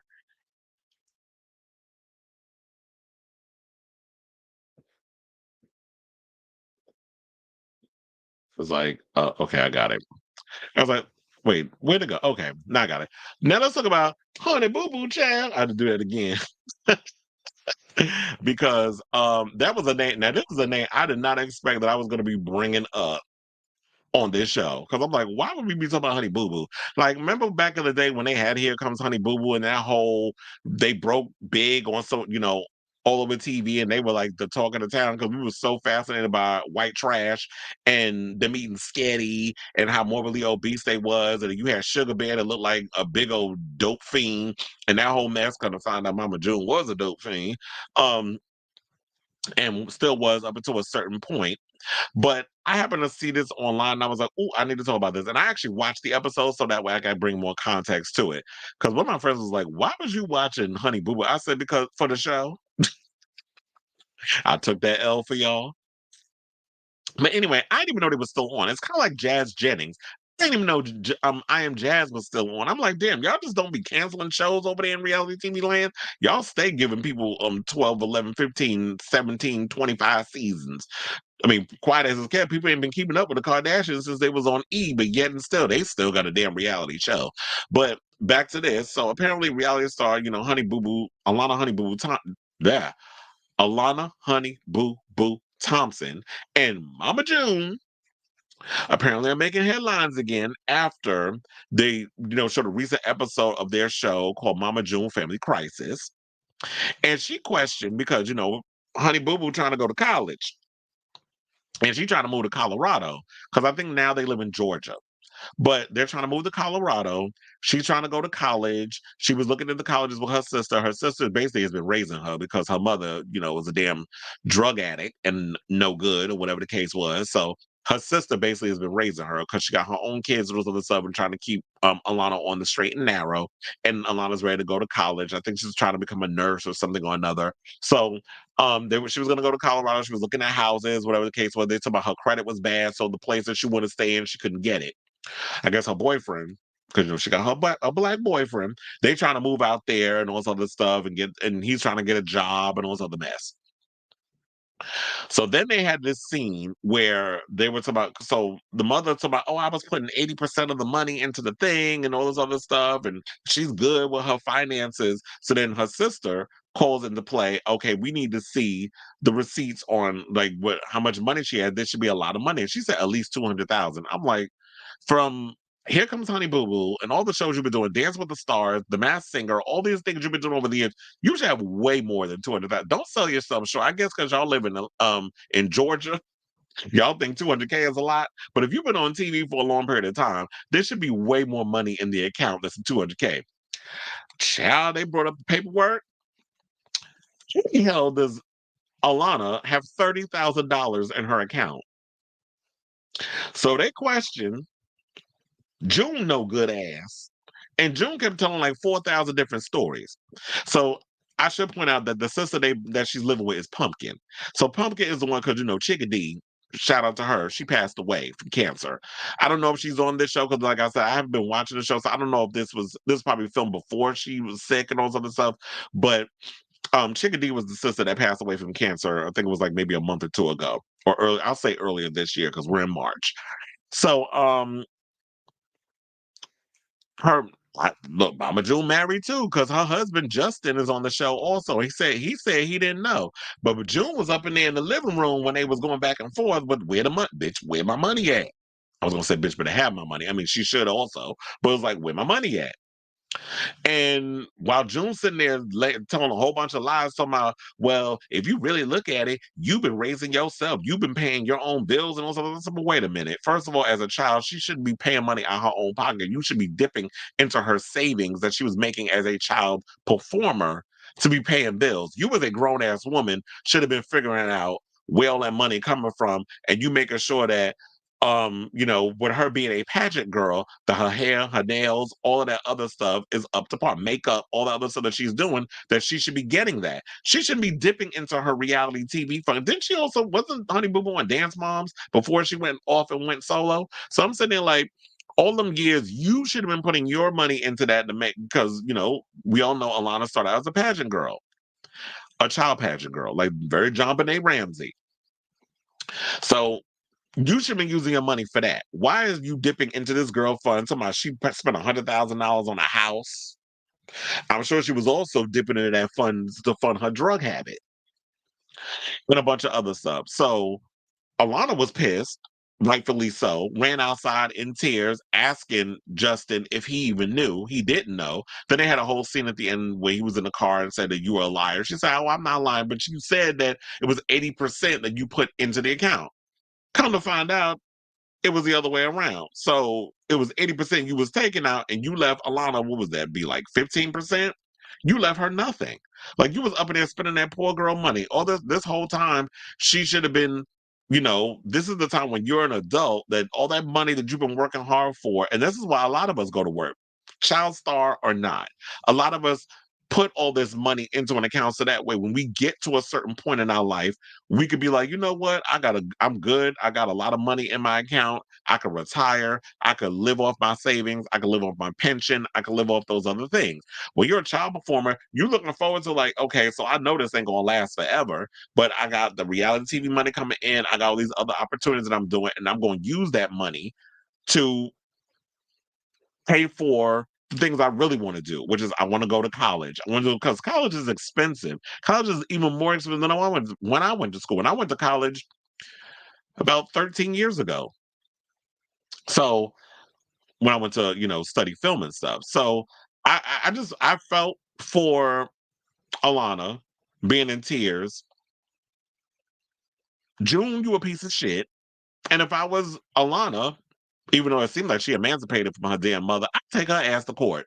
And if it strains our relationship, which quite as it was already seemed to be a bit strange, then so be it. Like, you ain't really been a mother to me anyway. That's the way I would look at it. So if I take your ass to court and you're ordered to pay back all the money that was missing from my funds, all the paperwork, you'd have to find that and bring it in on how much money you were making over the years. Add that up, get you a good damn lawyer, and take Mama June to court because that's bullshit right there. And so this says when the girls challenged their mother about what happened to the money, she admitted she took 80% and left. Okay, so it was 20%. Apparently, I can't count. I said 15. It took 80% and left 20% for Alana. Lauren said, I don't get what you were even paying for other than drugs. Now, in a confessional, Alana threatened to take Mama June to court because something's got to happen because you ain't fitting. Um, well, she said fitting, but first of all, slang term is you ain't finna just get away with stealing my money. So she ain't say fitting, she said finna. Justin was also not over Mama June's lies. And like I said back, when I was talking about it, it said in the car ride back home, he accused her of still lying and asked in a confessional for her to stop lying. He then said the BS has to stop. You're an effing liar. And she said nothing in response. So I say all this to say, June, girl, shout out to my friend Adam Barter who worked with her on his little projects. No shade, his projects. I said little projects because sometimes, when I say things, people always feel like I'm being shady. But my friend Adam Barter had worked with her on some stuff. I know they had a falling out. And they even did a reality show thing where they went to court. So if y'all gonna do that, you know what, Alana, take your mama to court because that's just some bullshit right there. So I just want to bring that up because it's like, come on now, the people that you actually go in your life and you trust to be handling your stuff while you going off being a performer, giving a little Shirley Temple tease with your performance, and then hear your mother go low key stealing your money. I know, look, Alana's not the first nor the last person this has happened to. This happens to a lot of child stars, and it's sad that you can't even trust the person who gave birth to you to not steal your money. And why was that even allowed? Like that shouldn't even been allowed. I don't know what the laws are where they set up their funds and all stuff. They must also mention some kind of little trust or whatever they put in, but that's just messed up what she did. And that's all I gotta say on that. Linnea says, well, looks like Catherine Jackson's all for the money, like her. Well, yeah, and it's funny how everybody just made it seem like that Joe Jackson was the bad guy. And it's easy to say that when, he's got that, he always looked like he was pissed off in the face. And the way he would be like real hard on the kids and all this other stuff. I get that. But then it's them low-key snake ones you gotta watch out for. Where it's just like, okay, well, you give because people always look at what happens at face value with the aggression and all that other stuff. They'll look at that. But when it comes to the other stuff, it's the quiet ones you gotta watch out for. And Catherine was quiet. So yeah, she was up in there and it's like, at the end of the day, Michael's gonna take care of his mother. But if she doing all this other stuff, it's like, girl, you a mess. People are still paying college that part. And college is one big ass scam. Are we gonna have the Gary Coleman like story here? Because that's what happened to him. His parents spent his money and it was the start of how he was jaded. Yep. And that's the sad part is that you can't even trust your own damn mother because she was out here stealing. And first of all, her own sister shouldn't be out here raising her younger sister because the mother a damn drug addict and don't want to take care of her own child. Now, speaking of people allegedly on drugs and have fucked up childhoods, let's get into Amanda Bynes. Did y'all like that transition? So, Amanda Bynes apparently had nothing to add when it came to the alleged abuse that happened over at Nickelodeon. Now, according to TMZ, the 37-year-old actress and her parents were all asked to participate, but opted out, citing their desire to stay out of the spotlight. The documentary delves into the old-told stories of the toxic and abusive environment within 90s kids TV from the perspective of former child stars and crew members. Now, an insider told the outlet that Bynes expressed her gratitude towards Nickelodeon for launching her acting career, but her refusal to partake in the project comes amidst a wave of revelations from other former child stars about their negative experience in the industry. Her, excuse me, her former co-star on the Amanda Show, Drake Bell, recently came forward with allegations of SA he suffered while working on the network. Another co-star, Josh Peck, also showed support to Bell and addressed the issues raised in the docuseries.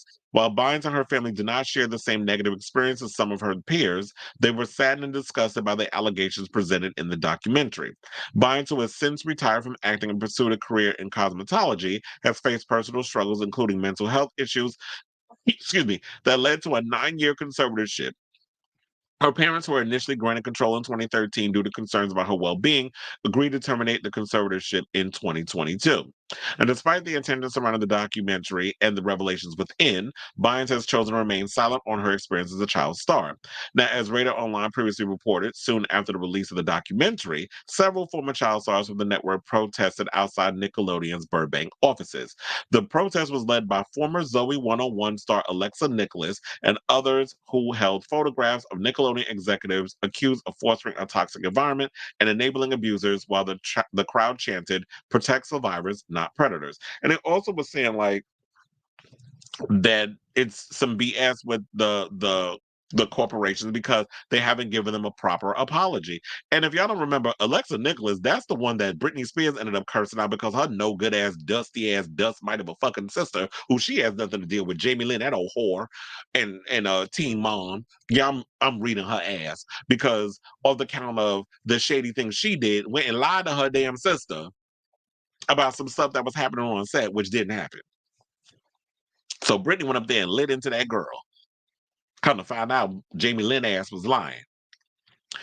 And look, I say all this to say, you know what? As much as I love Amanda Bynes, like I told you, I grew up on the Amanda Show. Like that was my whole demographic. Me watching the Amanda Show, all that, all those type of shows. That was my era of Nickelodeon. The other stuff, the Zoe 101 stuff, that was not me. That was like I was aged out by that time. Like I was a little too old for them. Or the one that she, the show that with Ariana Grande. Like that was, I'm not the demo for them for that. Um, but in regards to Amanda Bynes, I'm not that upset that she didn't. When I was watching it, I was hoping that we would get Amanda Bynes' side. I was hoping that she would speak on this, but I feel like the way that they did the documentary, I felt like the production pretty much did what they could with what they had. Now, I will say this because I said this before when I did that long ass review that I did cut up and posted on YouTube. So if y'all haven't seen it, you can watch it. It's like 30 minutes, literally. I was joking, but I was like, I think I did about a 30 minute. It was around 30 minutes, but nevertheless, it was a lot. It was 4 parts. You can't just judge all that up in a 10-minute video. So anyway, so watching the video was like I wanted to get Amanda's story, but I'm like, okay, so what more could Amanda possibly add to what we saw without it being more sensationalized? And plus, I don't think at this point she wanted to bring more on herself, especially because we know she has mental health problems. So she probably didn't want to put more upon herself than she needed to. So I'm not mad at her over bringing this up. We got enough tea. I felt like the Drake Bell story alone pretty much solidified what need to be said over at that damn channel, and what all the other people that will bring in their stories and telling their stuff. I still say fuck Kyle Massey mother, because that bitch wound up talking about how these people blame the parents and all this other stuff. So I guess we could blame you too. About, oh well, I didn't have no problems when I was over there. They was good to my kids. So much so that both her sons have had criminal issues. And shout out to TMZ. And now I know why she went hard on, oh, well, they need to do a thing on Harvey Levin. Because remember when we talked about it on the show, I need to cut that clip up too and put that on and upload that as well. I'm gonna do that's the last video. I didn't edit a lot of the videos from there, so I'm gonna get around to that soon. But she was up in here throwing shade at Harvey Levin. So I said, why? Because Harvey Levin exposed 2 of your sons, one being an abuser of women and the other one sending dick pics to a damn child. So I forgot about all of that. But TMZ, shout out to social media, because social media warriors, they will remind you of some shit. The sleuth was out and they posted all that stuff, and I totally forgot about that. So I remember seeing that and I was like, that sounds, a hit dog will holler, as I always say. And it goes to show she up in there standing 10 toes down for a company that was toxic. But mind you, both her sons is nasty and fucked up in the head. One sending nudes to a damn kid, and the other one's a woman beater. But she had no problems over at Nickelodeon, right? Okay, sis. So, if y'all have not seen Quiet on Set, definitely check that docuseries out. It was really good. It's on ID channel, but if you don't have the ID, like I told you, I don't have cable and all that stuff. So I saw it on HBO Max. So that's where you can go and watch it. It was really good. It was really insightful. There was a lot of things that I had learned that I didn't know about Nickelodeon. It did kind of fuck up my childhood a little bit, but it's just like, you know what? I had my time when I had the time of my life when I was a kid and watched Nickelodeon. I wanted to get slimed and I wanted to do all those things and I wanted to be a part of that whole franchise. I wanted to be a part of that world. Thank God I wasn't, because I'd probably be just as screwed up as some of them kids was over there. So, the universe did me a solid by me not getting to be a part of the whole Nickelodeon family. So, okay, so Felix says Amanda should have said something just so we could hear her side and it might have been healing for her. Yeah, I would have liked that, but I feel like maybe things maybe there was no situation going on between her and Dan. Although I will say that watching the docu-series, they kind of was it seemed like y'all were implying that Dan had some kind of weird relationship with Amanda. It's like you're saying Dan helped her get out of the conservatorship, but according to the article, it was saying that her parents agreed to sever the conservatorship. So I don't know if Dan necessarily had a hand in the whole severing the conservatorship if the parents agreed to it. So Dan, yeah, he was a bully. He was mean, and I feel like you know what. A lot of times I would say, not that I'm excusing the behavior because I'm not. I don't like a bully, but hurt people, and I'm sure that maybe he was taking a lot of that stuff that he was dealing with when he was, coming up, and he projected that on kids. And people are like, well, why didn't the parents speak up? Why didn't the parents do this, do that? In the '90s, people didn't know no better. You were just so happy to get a gig. You were just so happy to get in the room and get a job and be on TV and do your little tap dance and your song and dance and your performance and stuff. When you're a kid, you're not thinking about all the things that we think about now. You're not, because I remember when I was going on auditions and I was trying out for things as a kid, I wasn't thinking about that. I didn't know a lot about the stuff that we know about now. You were just so happy to get on a stage in front of those casting directors and do your little song and dance and perform, and you were either going to make it or you weren't going to make it. And that was that. And when you finally did make it, the first thing you were thinking about, because like I said, well, for me, I'll say this: I grew up in Brownsville, Brooklyn. I wanted to get. Well, my parents eventually moved us out of the projects, and we wound up moving into like the suburbs and that sort of thing. But when you're a kid, similar to the other kid that was on, what was it, All That? When you're in the hood and you're in a position of where you're living in poverty, you're looking at TV as like, you know what? I'm gonna make so much money that I'm gonna move my mother and my whole family and everything. We're gonna move out of the hood. We're gonna get that house and we're gonna be happy. And we're not gonna have to deal with my mother's not gonna have to struggle and work three jobs as a single parent and make ends meet. I'm just saying that as an example. I don't necessarily know if that was his story, but he did say that he wanted to move his family out of the hood. But I'm just saying in general, if you're that single mother who your kid is a performer and has a talent and that's something they want to do, not you being a show parent and you want to or momager, but you want to put your kid in those situations when your kid is marginally talented. Those are the things you want. You want to let your kid go off and do whatever it is that they want to do, and then they can make that money. And if they want to use their money to buy that house and don't do it the way Mama June did it, which was using them kids' money and they ain't even know, to fund like, to fund your drug habit and to buy houses or pay for weddings and stuff, when you should have been, if you're gonna pay for a wedding, you should have been paying for out of your pocket, because you saying like you helping them out of the kindness of your heart instead of spending up their money without them noticing. I was gonna say note and noticing, but I combined the words anyway, and that would have been that. So I do agree. I would have loved, Amanda to say something, but it is what it is. And yeah, he's a bully. And then Robert said, plus we're told bullying makes you stronger and builds character if you survive. Yeah, and look, when I was a kid, I used to get picked on. I think a lot of us who are probably watching have had encountered bullies, have picked on people. And there have been times where I've had to fight my bullies. Thank God, like I grew up at a time where there was no social media. Because there were times where at 3 o'clock you met the person outside and you fought. You won some fights, you lost some fights. And trust and believe, I won plenty of fights and I lost a couple. And I'm so glad phones didn't exist back then, because I couldn't imagine being a kid where it's just like you're getting bullied in school, then you're getting picked on and having fights and people shoving phones in your damn face to just because they can have a moment to go on social media. And then that kid goes off and perform. I mean, goes home minding their business, and all of a sudden they've gone viral because some stupid video of the fight or whatever is constantly on social media. Now they're being bullied outside of school. So you can't escape it. Which is hence why a lot of the unaliving rate has gone up with a lot of kids. Self unaliving. So I do agree with being bullied and surviving does make you stronger because it definitely built my character. Now you can't say do nothing to me that's gonna hurt my damn feelings because this mouth is just as lethal as these hands. I told you, I went to UFC gym when I was, during my, a period when I was working out and stuff. So, I do believe it builds character because I do feel like this generation, a lot of y'all have become so weak with a lot of things and too damn sensitive. And I'm probably gonna bring that up when I talk about Big Dipper, because that's part of the time. But anyway, let's move on and talk about my girl Wendy Williams. How you doing? Now, newly sealed documents shed light on A&E Network's successful panel of a last-minute effort to halt the airing of the Lifetime documentary "Where's Wendy Williams" last month. Speaking of documentaries and docuseries.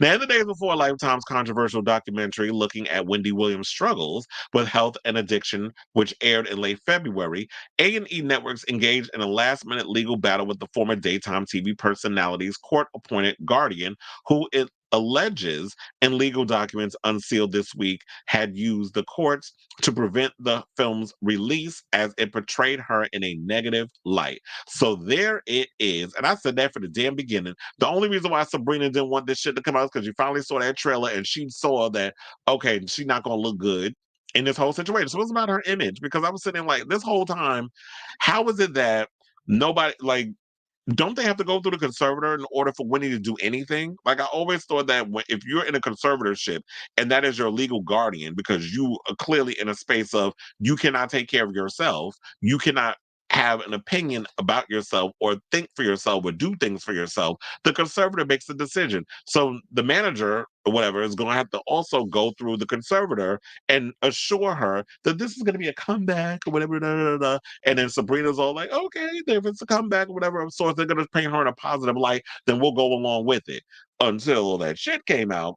And we finally saw that Wendy was a hot ass mess with the dementia and drinking and being, in an alcoholic stupor, eyes rolling in the back of her head. She emaciated, all kinds of stuff was going on. And this pain, the tea came out. And then now we saw, and now Sabrina mad because people were giving her the side eye and saying, like, we're not just going to blame Will and Sean in this situation, that I believe Sabrina's also to blame. And I said that from the beginning. And I'm glad to see, like, the tea is finally coming out based off of my observation.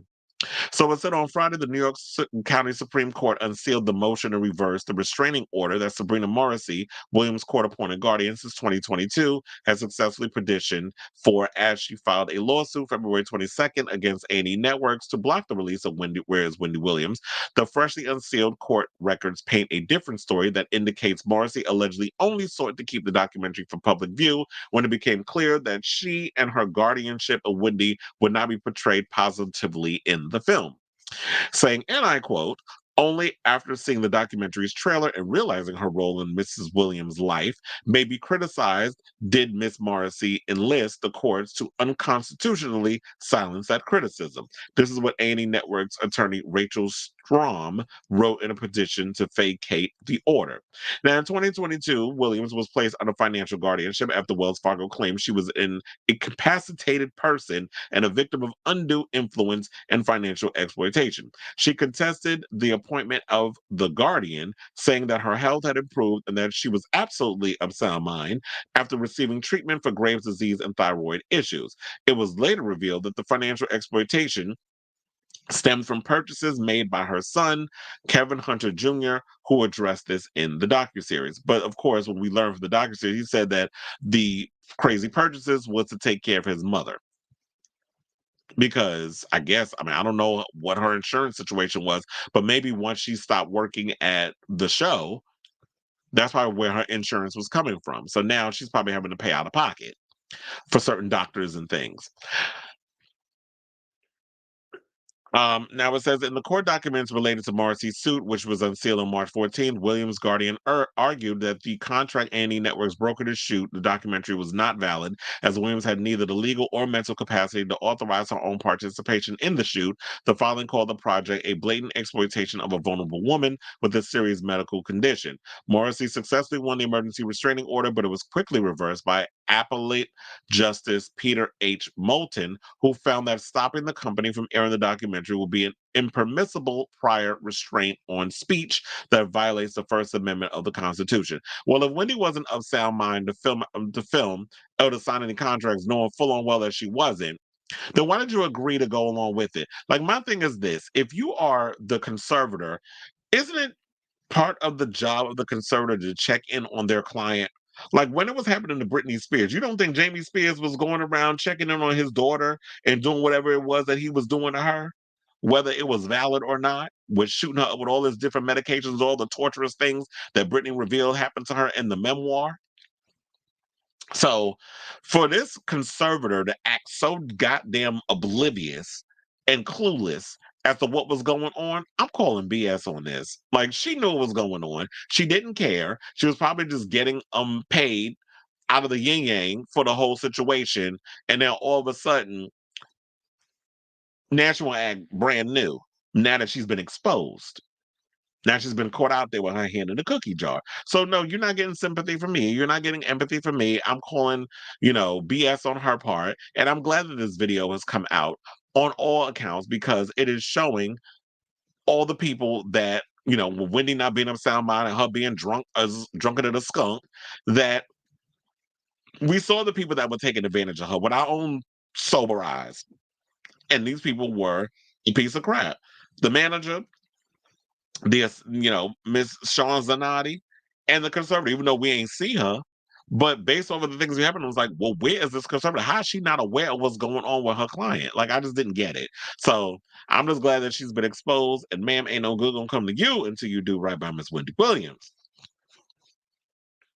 So I just look at it as, you only want to put up blocks because the public would see Sabrina for the opportunistic snake that she really is. And I'm just really hoping that at the end of the day that Wendy is able to get, they say she's getting the help that she needs. I just hope that she could break away from these people. I really wish that this docuseries could be used as a focal point for the courts to overturn this situation and get her out of this conservatorship and actually get her in the care of people who actually care about her, because this conservator does not care about Wendy Williams. It's obvious that she doesn't care about her. It's obvious that these people, when you're not of sound mind and you're on drugs, whatever, you're not thinking clearly, you're not thinking straight, you don't know who you can trust, and so you're just going to have all these people, because there were certain things that I saw in that video Wendy would never do in real life. She would never take her wig off and show her real hair. She would never be out here pulling her titties out to show people her boobs or her feet and all this other mess. She would not be doing that. Now, I can understand if she did it as like a little thing for her talk show. I can understand, but on TMZ and doing no. And we even saw from the stuff leading up to the video that she wasn't in sound mind. We didn't know what was going on, but we didn't have we didn't know what to call what she was going through, but we knew something in the milk wasn't clean and something wasn't right with her. So I'm just hoping that this whole thing could be over and Wendy can get access to her money. And that's another thing too. What happened to all that money? Because remember we talked about it in the last episode, where it's like she got all these accounts with Wells Fargo. They said about a dozen. Where's that money? Has Sabrina been helping herself to it, among others? Inquiring minds want to know. So Rose says, "Have you seen the movie I Care a Lot?" Hopefully, that's not what Wendy Williams is going through. I have not seen that movie. What is that? What is that? Is that like is that similar to what she's dealing with? I may have to check that out.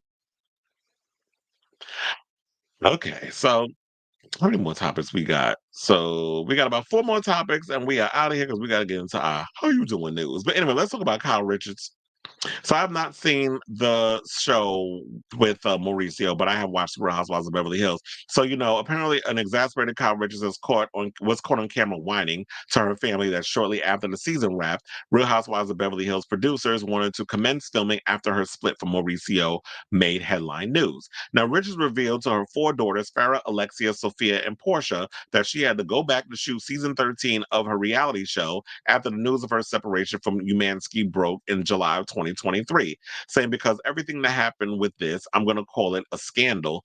if something goes on in our lives like this, they're gonna obviously go shoot what that even though we've wrapped. The OG Housewives explained the clip from Umansky's Netflix show Buying Beverly Hills, which, premiered its second season on Friday, saying coming out of the blue, what happened and kind of just blindsiding all of us, I know was a lot. And first of all, I'm really sorry, you guys, you have to deal with that. This is what she said. Farrell, who's 35, interrupted by telling her mom she had nothing to be sorry about. She says, but I really am sorry about that because it's not fair to you guys, but I'm just used to it. Sophia, who's 24, then chimed in by saying that this time was different and that her phone was blowing up with everybody reaching out about the split.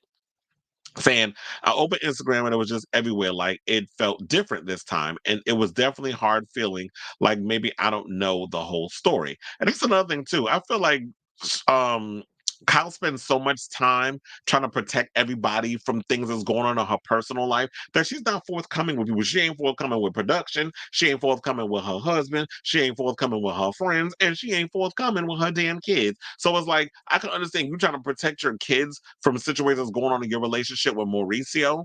But at the same time, you need to give your kids a heads up because my phone's blowing up. All of a sudden, a story comes out from People Magazine that my parents are splitting. What do I say? Because now people are trying to blow up my phone. What's that tea? What's going on? Your parents splitting up? Girl, what happened? So it's like you trying to find out all this other stuff, and then you find all this stuff, and you don't know what to say. First of all, if your friends is calling for that, it's none of their damn business, and they're not your real friends.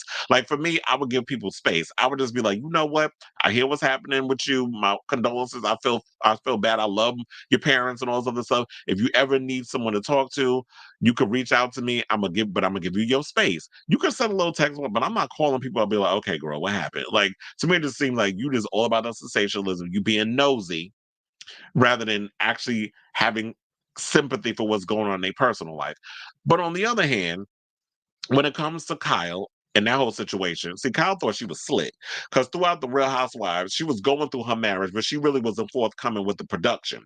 She waited until the show wrapped to all of a sudden come out and say, oh, well, the whole story with People Magazine, which I think she leaked her damn self because, People Magazine get all the exclusives and stuff from Bravo. I've come to notice that with a lot of the exclusive videos and stuff. So I truly believe that she had a hand in getting that out there. And what had happened was now she thought, oh well, the show's wrapped. They're not gonna be able to bring this. Maybe they'll bring it up at the reunion.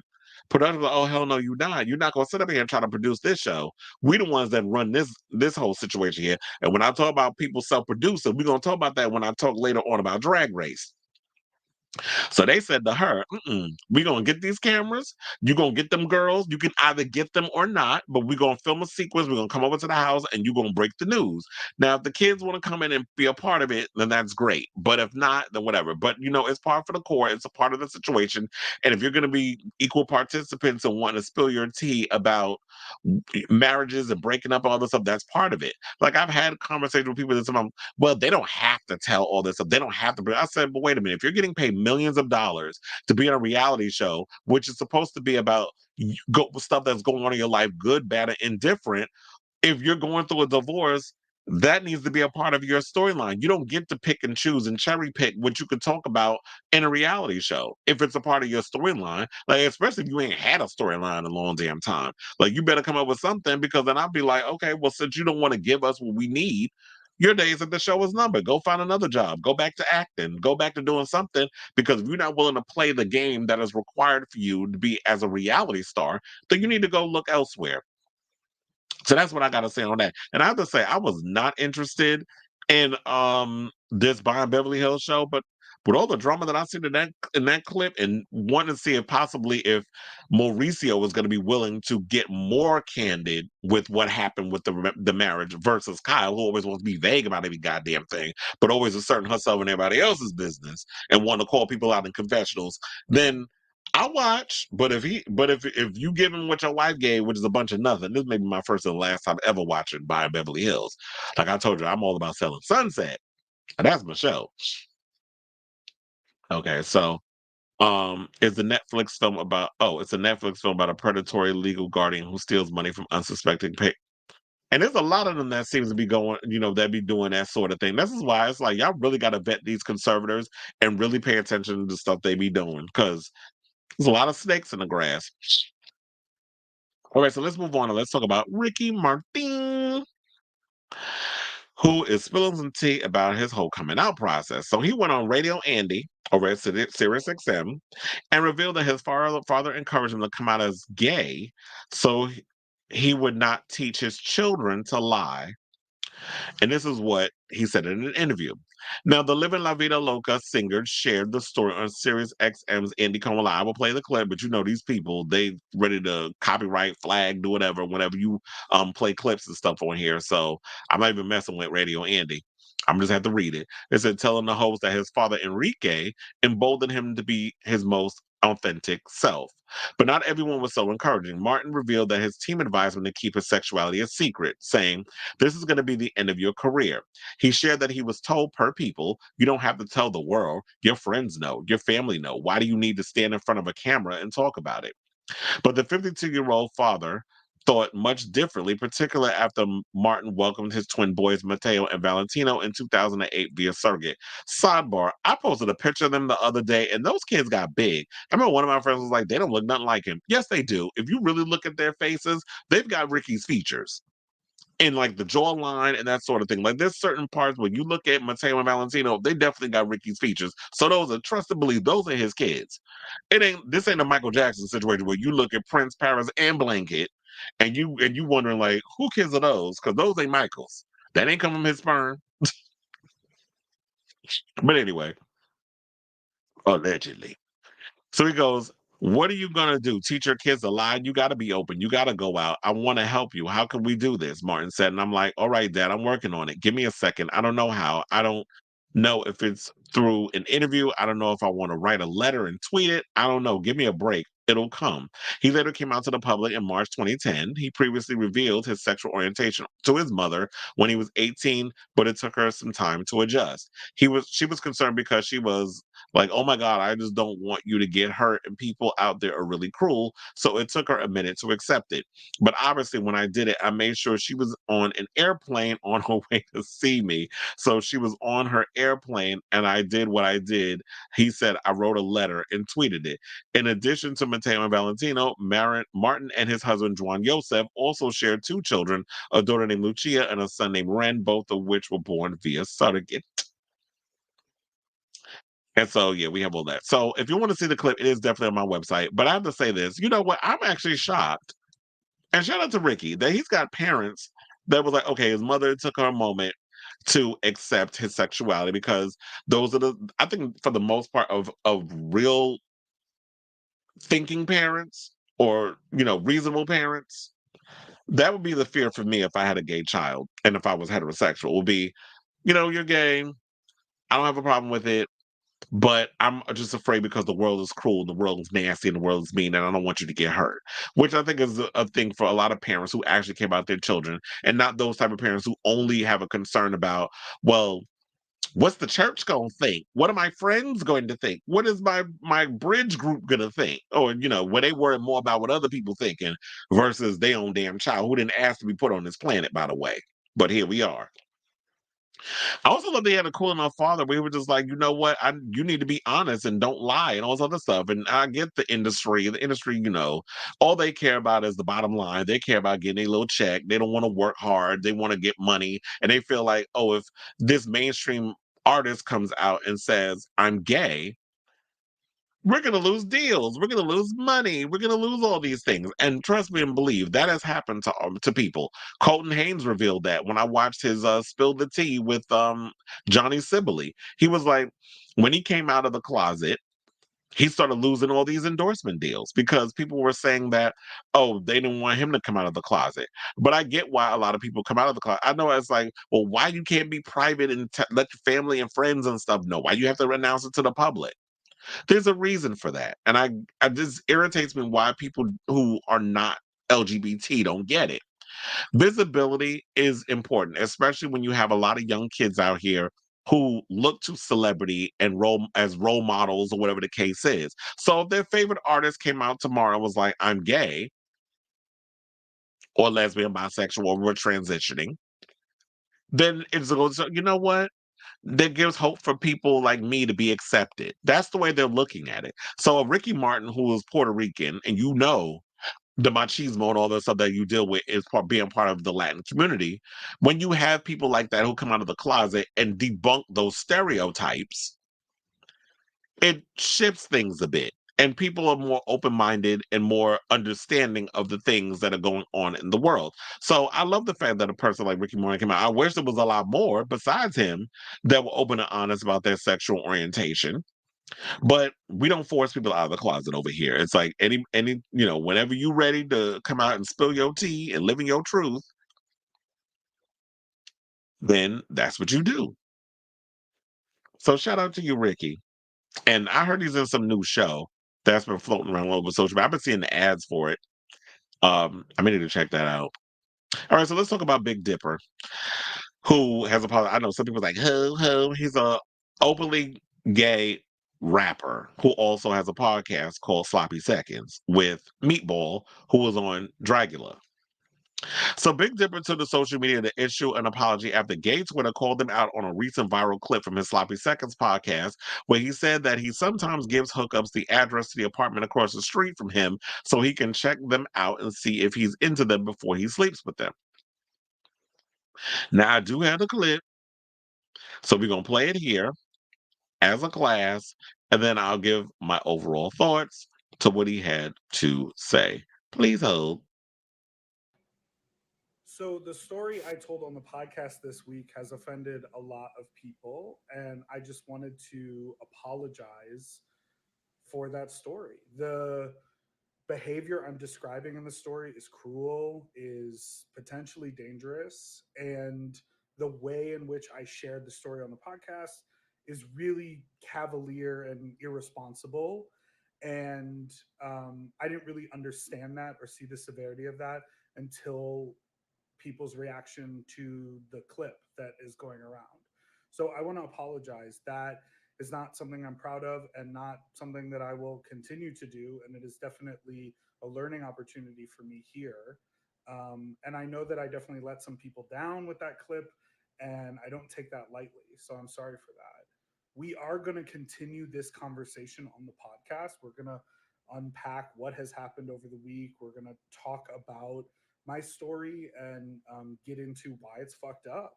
So if you want to hear a longer, more nuanced conversation about that, please tune into the podcast this Tuesday. And if not, I hope you accept my apology here. You know what? Now that's the type of apology that I would give. It's just so like, you know what? First of all, I didn't think what he did was a big deal. I just thought it was a dick move because it's like, well, why you even first of all, he said it was for faceless profiles. My thing is this, why even entertain those? Like I'm if I'm going on an app trying to get laid, I'm not entertaining faceless photos. If you're not willing to show me who you are, even though there are faceless profiles that do hit me up, but they do send me their pictures. They send me like expiring photos or I screenshot them shits.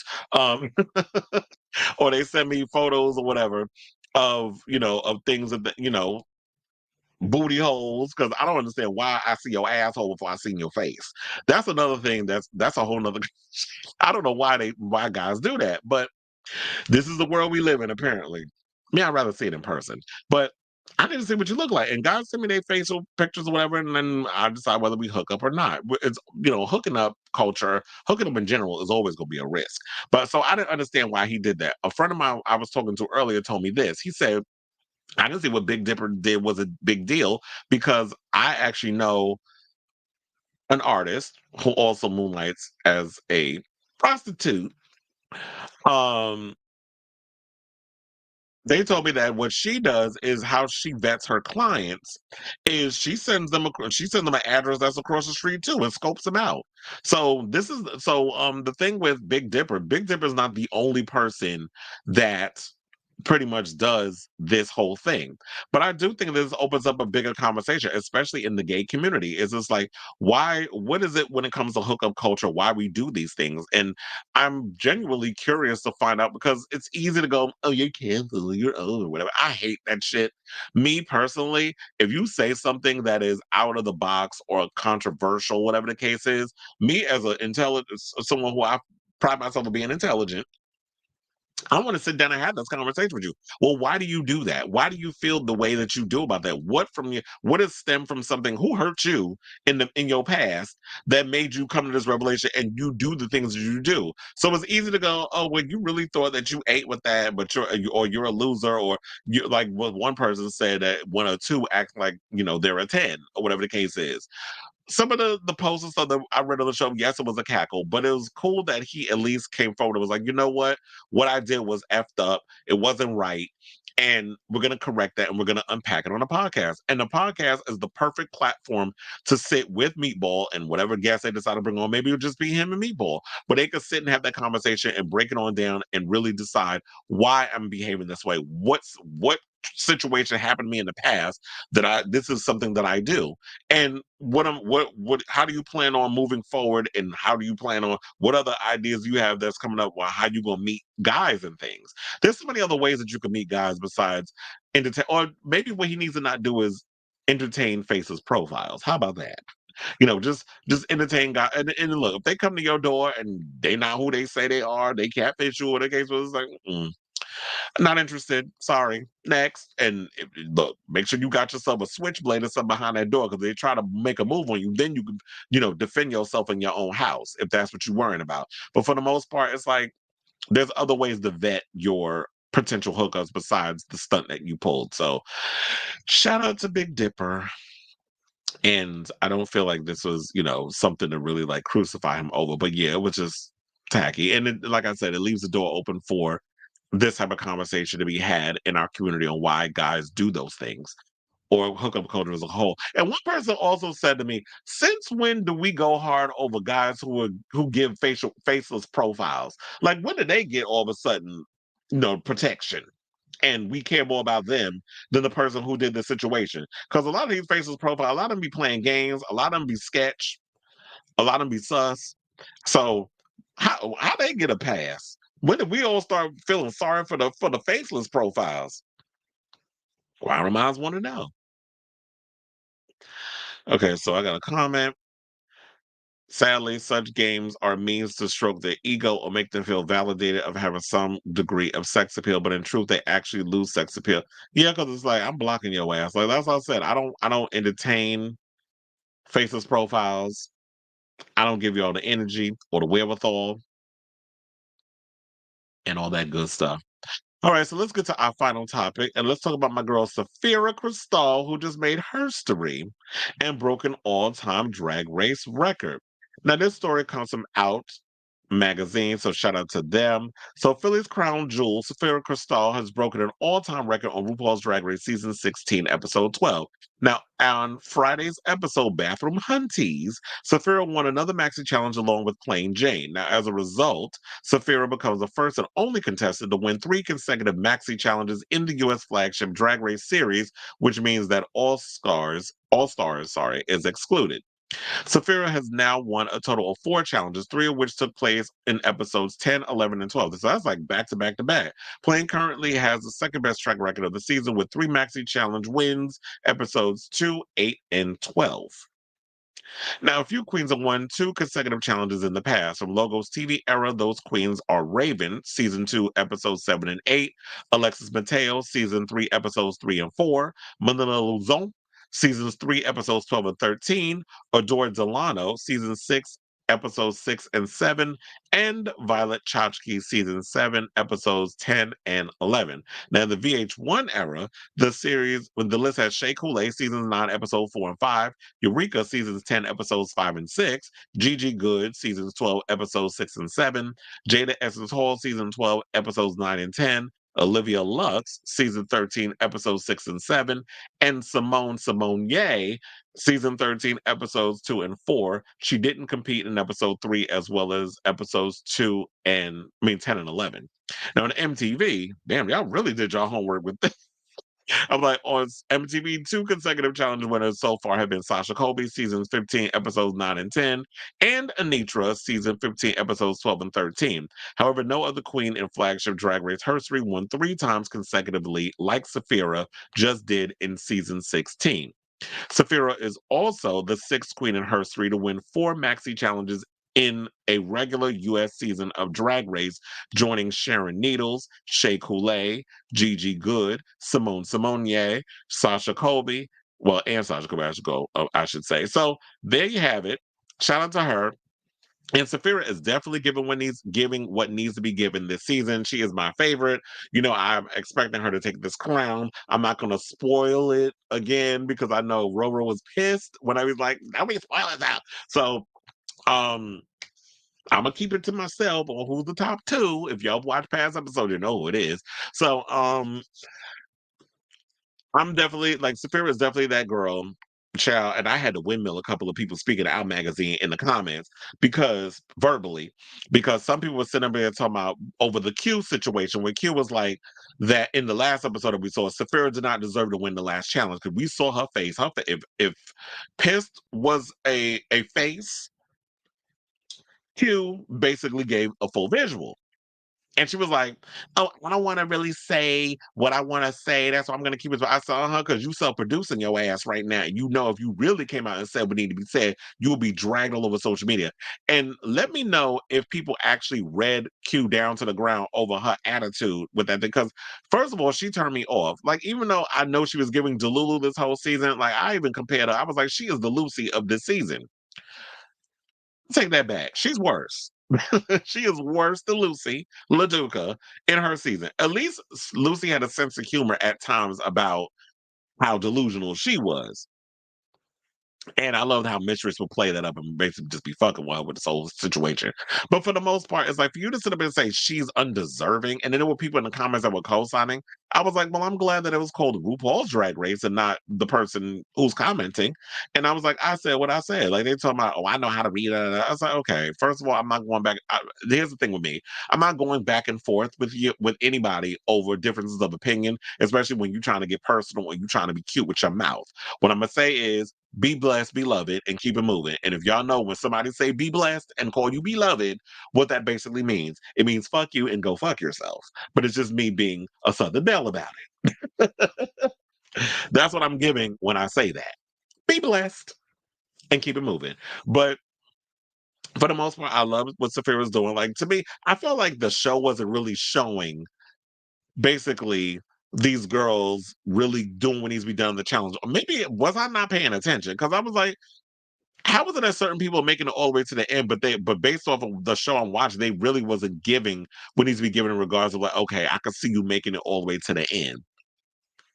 But I have to say, this has been the season with the strongest amount of girls I've seen in a while. And it really feels like a competition. Because some people are like, oh, I don't like this season because this season's boring. I'm like, first of all, season 16 is not boring. They've got a lot of strong girls on here. The competition is really giving what needs to be given. I love that they've been doing more design challenges. We need to definitely have that happen more as the show progresses. I love the design challenges. I love the fashion challenges. I like I like the musicals and stuff too. I need a little less acting challenges. The acting challenges really ain't doing it for me. I was gonna say, who's really gonna be using this acting in real life? Although I will say there are some drag queens from Drag Race who have been popping up in acting roles, and if that's something they want to do down the road, then that's great. But some of these acting challenges and stuff, like Daytona wins and stuff, can y'all please put that to bed? Like we ain't asked for that. But I say all this to say, congratulations or congratulations, Safira. This is well deserved. And I feel like I've been going harder for Safira because I had the opportunity to hang out with her on premiere night when I was in Philly at the Brooklyn Bowl and being, helping her out with her team and taking the photos and going to the after party in Philly and doing that whole situation and really hanging out and partying and doing all this stuff and really being a part of the whole situation. So getting to know Saphira on a personal level, I feel like that's why I'm more protective of her. It's weird how like when you get to know people outside of Drag Race or what that show is about, you have a different take on them. And I also love the fact that she was talking about how she been in a lot of relationship with trans masculine men because I actually met her partner who is a trans man at in Philly. Sold me her and him Saphira's partner and Saphira's mother, they sold me that shirt that I be showing y'all that was looking very Wakanda. They showed me the T-shirt. So get into it, and I love Saphira's mother. Like I got to meet her that one time, and she was just like her mother's very down to earth and stuff. So shout out to you, Saphira. I'm waiting for you to take that crown. You or who would I say would be my top two? I really want. I don't see Plain Jane making it all the way to the top two. I believe she'll be top four. I'd be shocked if she's not. If they send Q home, which I actually would be here for. If Morphine makes it as a top four, child, I know the internet gonna gag. But in my opinion, I don't feel like Q's really been given what he's been given. Now, if you really want me to go there, I don't feel like Q should have even won the golf challenge. That outfit was not golf. She wore like some little polka dot robe over some black and did like some clown makeup and called it goth. I'm like, bitch, I've seen better goth, from Trent Reznor, from people I went to school with, from Susie and the Banshees. I've seen better goth there. I've seen better goth from who the I was gonna say for Brandon Lee and the Crow. I've seen better goth makeup and stuff. Like that was not giving goth. It was giving fashion, but that wasn't giving goth. So if you really want to talk, there's that. But I also feel like the reason why Q didn't win that challenge, even though people say that Saphira didn't deserve it, is because maybe she pissed production off, and production knew that they could get a rise out of Q. They found her Achilles heel, and they were like, you know what? We're gonna tell Q. I mean, Q. We're gonna tell Rue in her ear, don't pick her, pick Saphira. Really piss her off because we producing a show at the end of the day. And Rue was probably like, really? You want me to pick Saphira? Okay, we'll go along with it just to see if we could produce this narrative and get her mad. And we saw it. I don't understand why they picked her to win over me. I deserve that win. Okay, Mama D, you deserve. So you say. Okay, so a lot of faceless profiles are DL and married men, etc. We're talking about Nymphia. You're talking about Nymphia, and you want Nymphia and Saphira to be the top two? Well, spoiler alert, spoiler alert, spoiler alert, spoiler alert. Even though she's making it all the way to the finale, Saphira is going to be in the bottom two next week, from what I've heard. So I'm just letting y'all know. Okay, so I really want Q to go. Keeping her has been feeding her ego. Look, I said for spoiler alert three damn times. So don't get mad. I just want to tell y'all. Um, yeah, because I feel like she hasn't really been given. First of all, that stiff ass dancing, which I still can't get. That walk that she did when she was on the runway in them heels, and she was walking funny. That still lives rent free in my brain. So yeah, there's that. But I like I said, I've been loving Drag Race this season. I still need to catch up on. I have to watch the finale of Espana. I don't know who won, but I think Seth Lust won. I have a strong feeling she won, but I have not seen the finale of Drag Race Espana. I might watch that tonight. Also, I have not watched Drag Race UK versus the World, so I need to see that one because apparently the eliminated queen said that they felt that their elimination was personal. I'm wondering who it was. Was it Scarlet Envy? Who's I heard some tea on her. So, but I'm gonna keep that to myself. I might say that for a rainy day. It's not good though. But yeah. So I think that's basically all I gotta say on that. So we have come to the end of the show. 2.5 hours. Thank you all for tuning in to this latest episode of Chris Avalon Unfiltered. Those of you, thank you who are watching me right now on YouTube. X, which has got my biggest numbers. I noticed the people over on the Twitter, that's like where I get my biggest draw. So shout out to y'all who are sitting there watching. Hit that like button, that subscribe button, and the notification button so that way you know when we go live with a brand new episode of Chris Avalon Unfiltered. Also, thank you who was watching over on Twitch because I see like I'm streaming over there and that they're watching. So shout out to the YouTubers, the Twitters, and the all the other ones. Facebook, I don't see anybody's probably watching over there, but whatever. Um, can't get them all, but I'm streaming everywhere. So love you all for watching. Thank you for those of you who were in the comments, who were chiming in with everything, including Robert, Felix, Sailor Mermaid, Lanier, Roro, a couple of other people that were popping in as well that aren't like the usual people that be coming in the live chat. Thank you all for chiming in with your comments.